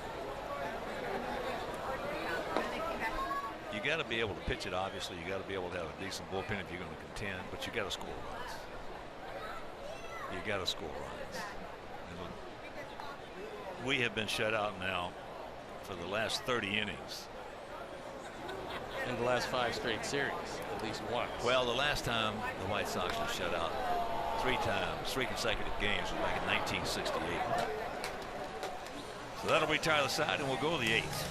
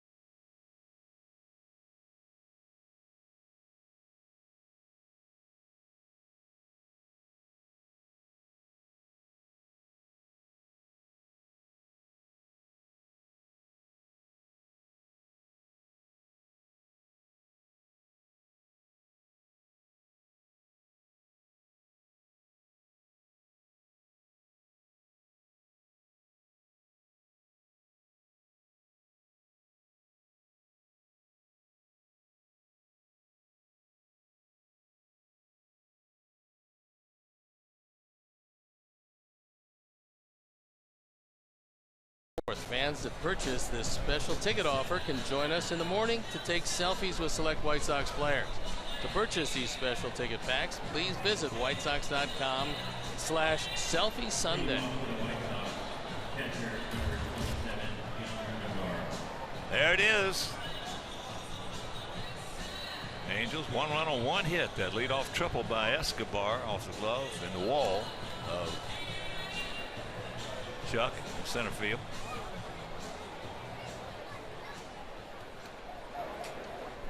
James Shields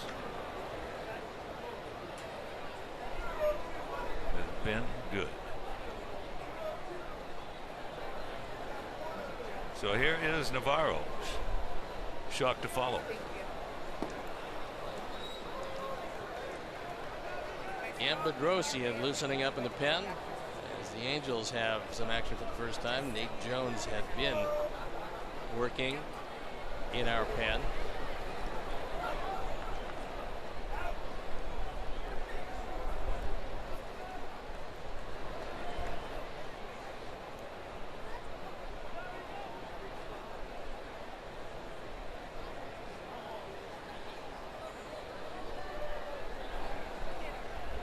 Angels have just 2 complete games, and Shoemaker does not have one of them.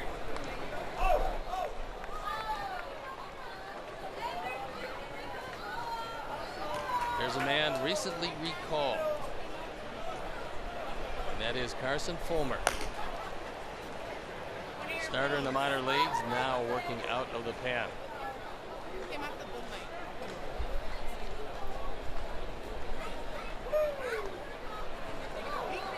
Just got a piece of it.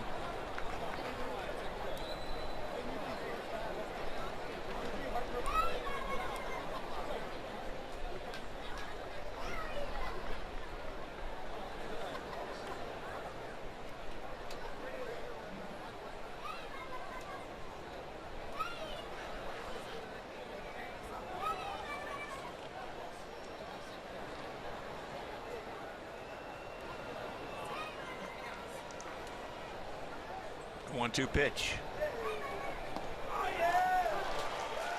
10 strikeouts now. Well, that splitter has been very good tonight.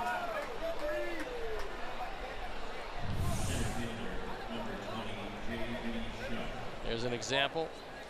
Last 5 starts in this ballpark, Shoemaker's ERA was below 1.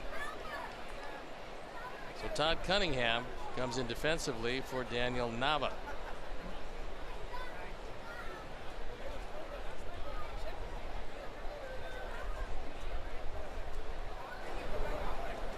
I mentioned last time we were shut out 3 consecutive games back in 1968.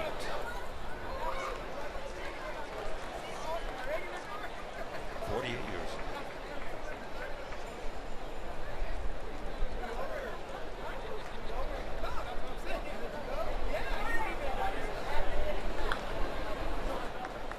Well, back in those days, 67. White Sox had great pitching, couldn't score. 68, great pitching, couldn't score. A lot of 1-0, 2-1, 3-2 ball games.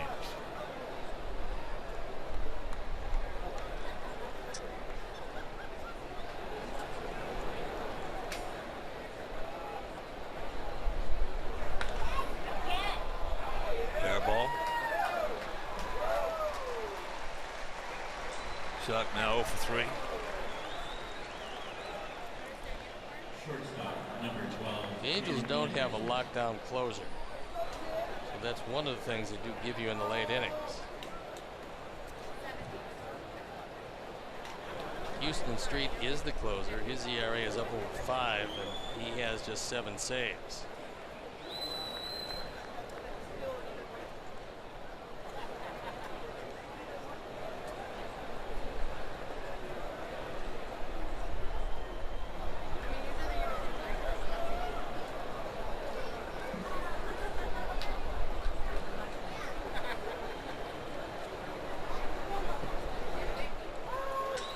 First pitch strike. Anderson, who's 0 for 3. Pretty impressive numbers.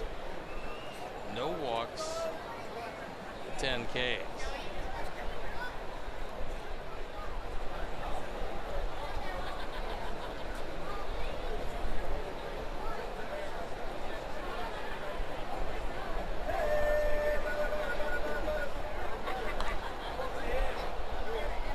0-2 the count.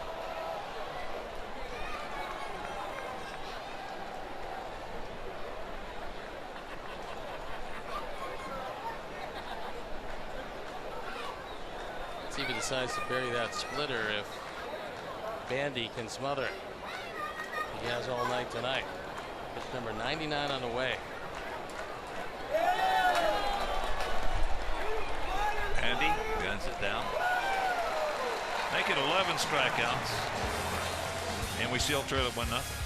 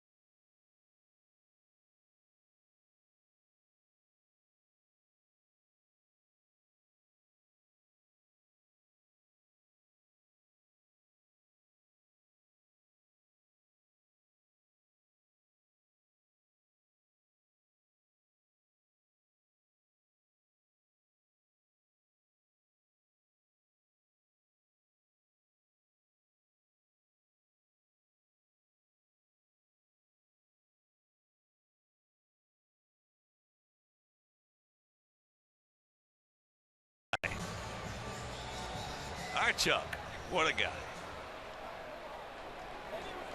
Only one Archuk. Need a couple of runs from Archuk, not this half inning, however. James Shields still on the hill. Last time we talked to him, he was going to get us some.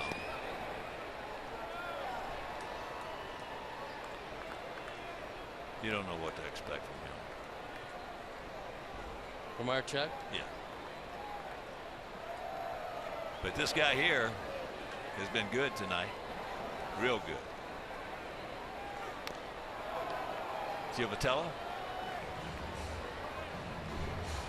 1 run on 1 hit for the Halos. No runs on 4 hits for our guys.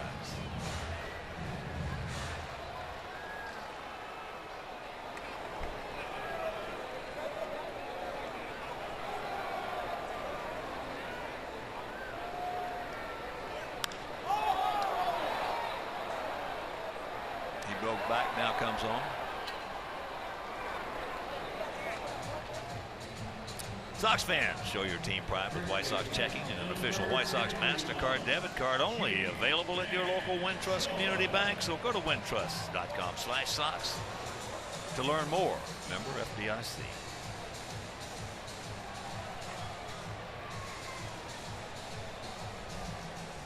Robin looking for some runs.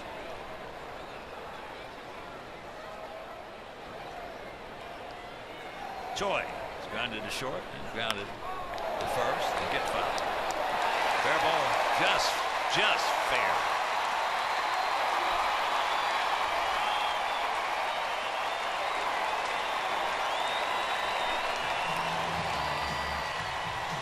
Just the second hit of the ball game for the Angels, and they haven't had one since Escobar led it off with a triple. That fastball down, inside out swing. It's slicing, but not quite enough, just inside the line.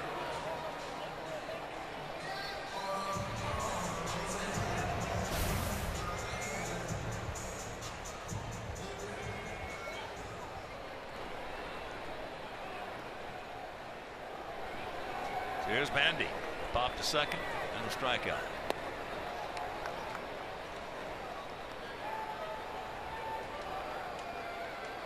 It's going to be interesting. Mike Scioscia's got a decision to make. Shoemaker has never completed a major league game.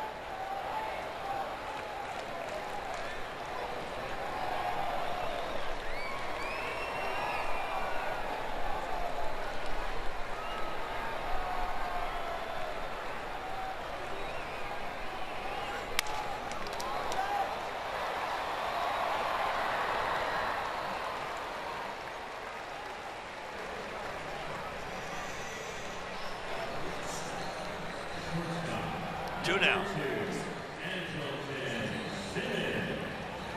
So Choi into third.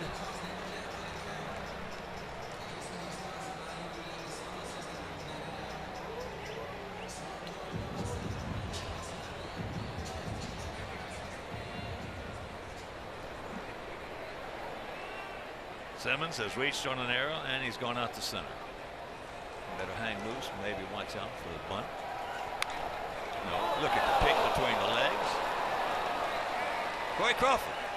Meanwhile, we're into the ninth. We trail at 1-0.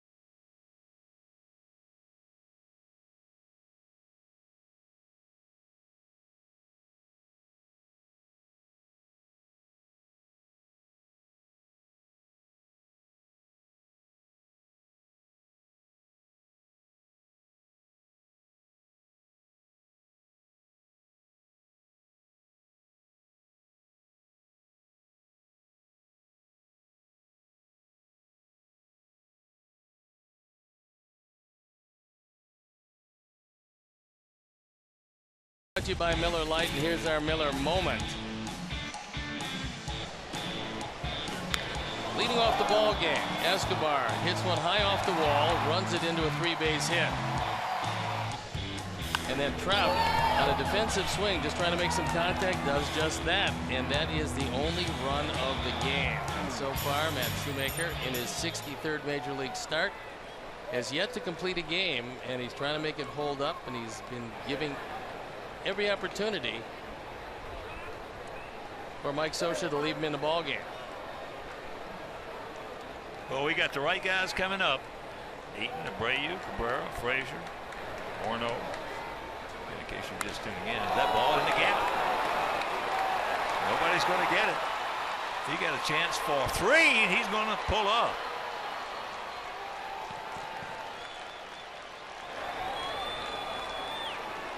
With that gun of Simmons, I'm sure that factored into that decision.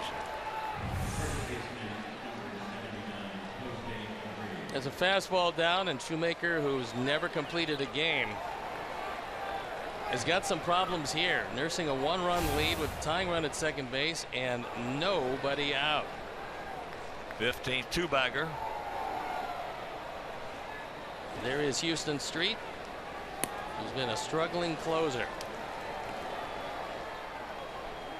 Not too many times are hitters today going to get a chance to have 4 at-bats against a guy. Not often, but that's where Jose finds himself. He has doubled twice and struck out.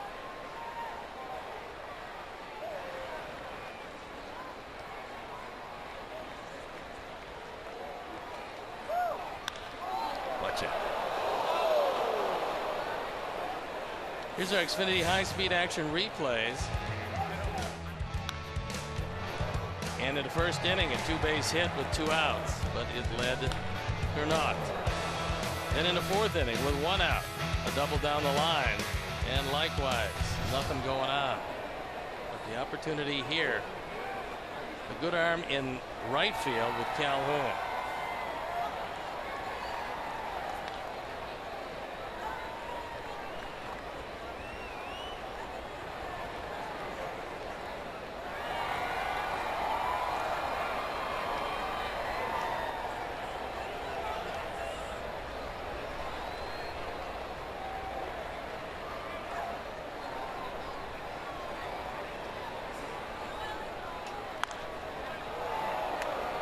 Over into the Halo dugout.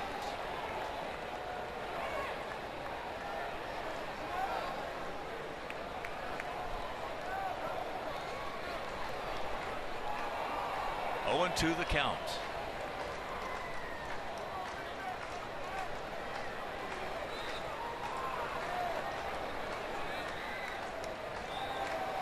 Adams got to get a good secondary lead and watch for it in the dirt.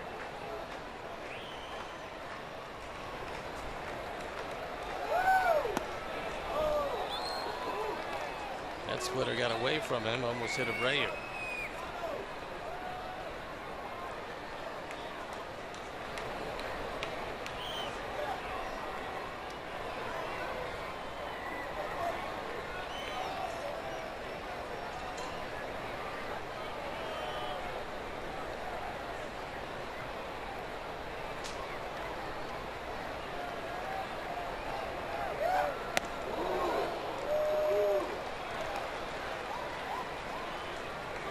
Two balls, 2 strikes. 1-0 Angels here in the top of the 9th inning with a man on second and nobody out if it just died.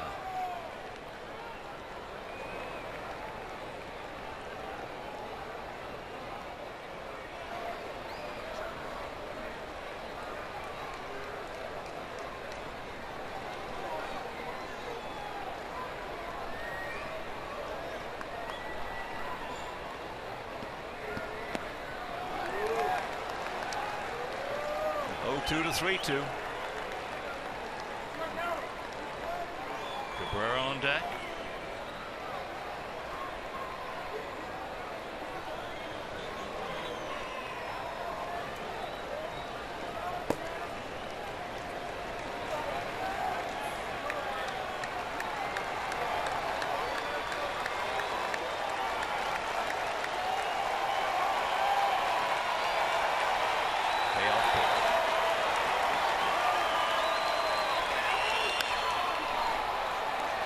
Not going to get it done.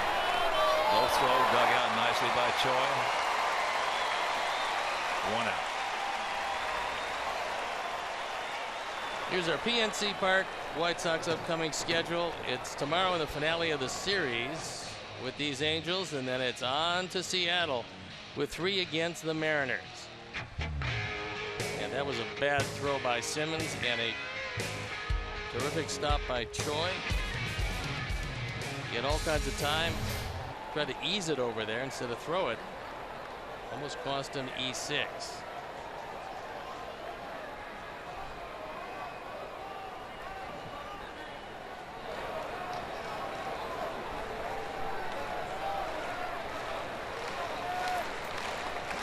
Here's Melky. He's 1 for 3.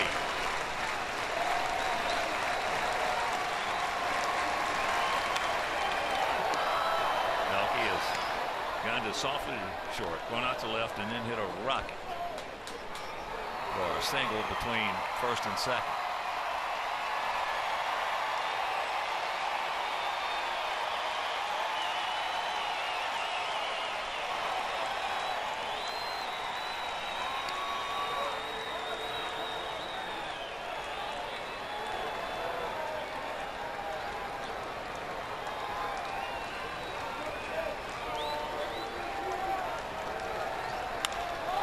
He's hit. Cunningham. Now they're going to hold Eaton. And a good thing they did is he threw it a seed right on the money.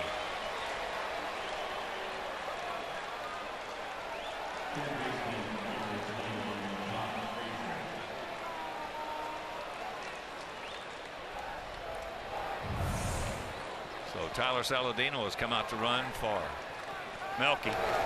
Melky drives his ball into left field, but Cunningham, who was inserted into left field for defense, gets off a whale of a throw. Runners at the corners, and only one out for Todd Frazier. There's a look at Tyler. Got good speed.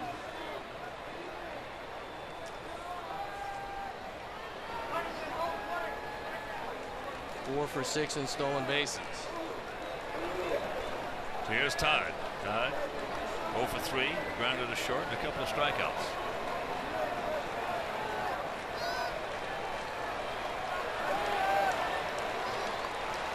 Not too much, big guy.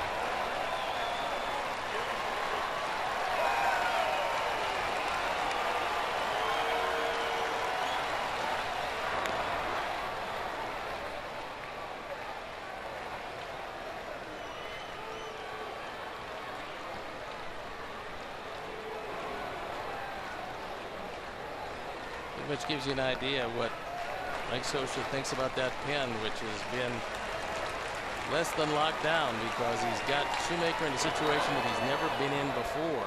Well, that's exactly what Mike's thinking. 109th pitch on the way for a pitcher who's never completed a major league game.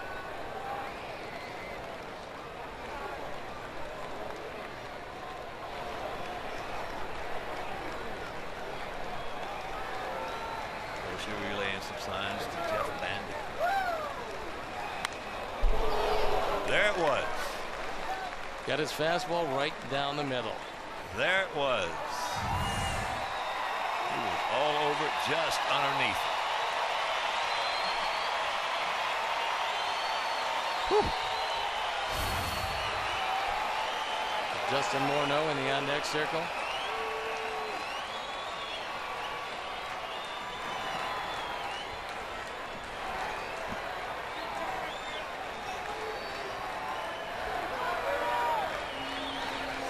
Decent lead by Tyler.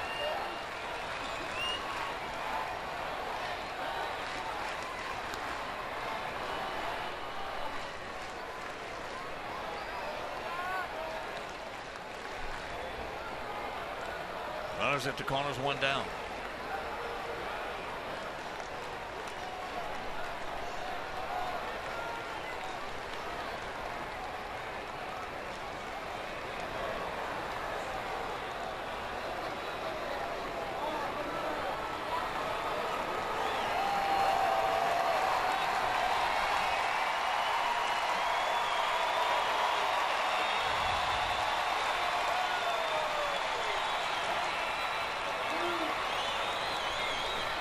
Bigger lead now by Tyler.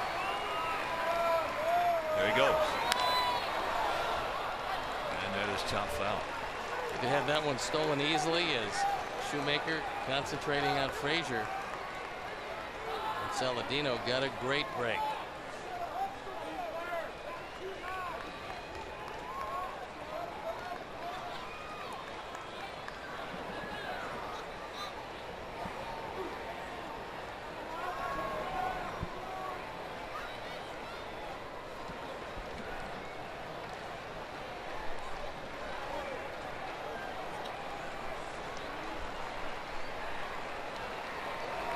Escobar at third has been the one spot which has been troublesome defensively. He's made 13 errors this year.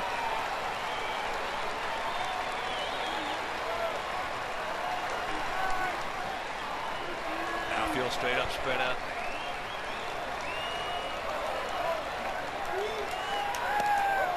Nothing on.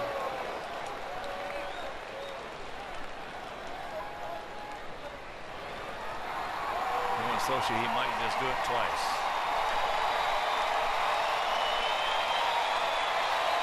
See Mike with Dino Ebel to his right.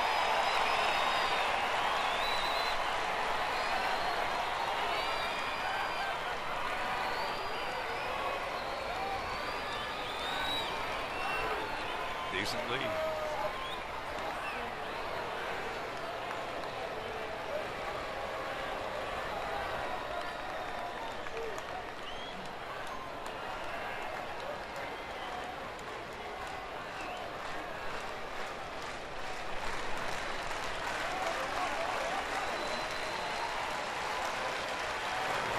Play on if in fact he were to take off again. He's come close to throwing it away. That's the only thing that's in jeopardy in this situation.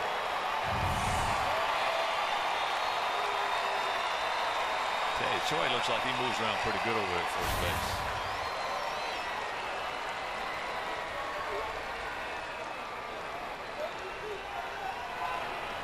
So the 1-2 pitch.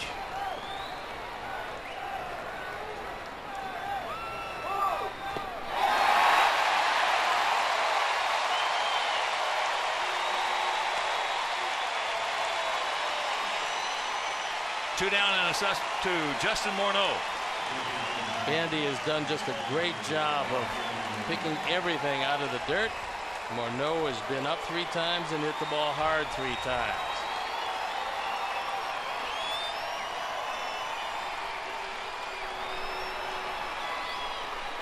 He scalded one down to Choi at first, who made a good play. He hit a rocket to Giavatello at second, and then he hit a rocket right at Mike Trout in center field.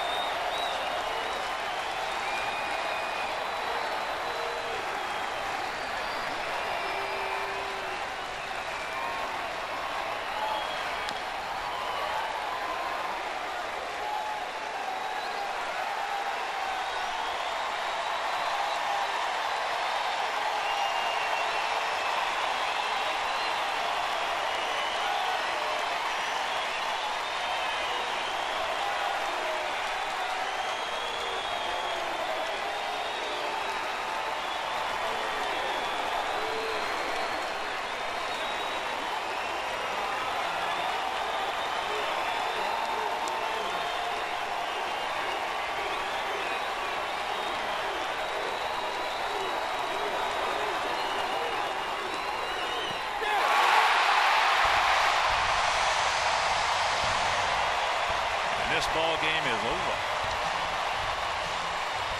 So for the 3rd consecutive game, we have 32 consecutive scoreless innings. We have been shut out, and they win it 1-0. Remarkable performance by Shoemaker. 9 innings of shutout baseball. His first complete game, first shutout. 13 strikeouts, no walks. And Shields was brilliant, but he came up short. All right, so from our partner Steve Stone to our director Todd Benjaminson, our producer, future Hall of Fame producer Mike Leary, associate producer Dave Ross, our fine technical manager Mark Harper. Also for Lee, Scotty, Grego, George, and for JR, John Reynolds, and the executive producer Jim Cornell Jr. This is the Hawk. So long, everybody. Coming up next, Subaru Postgame Live with Chuck and Bill. You've been watching White Sox baseball on Comcast Sportsnet.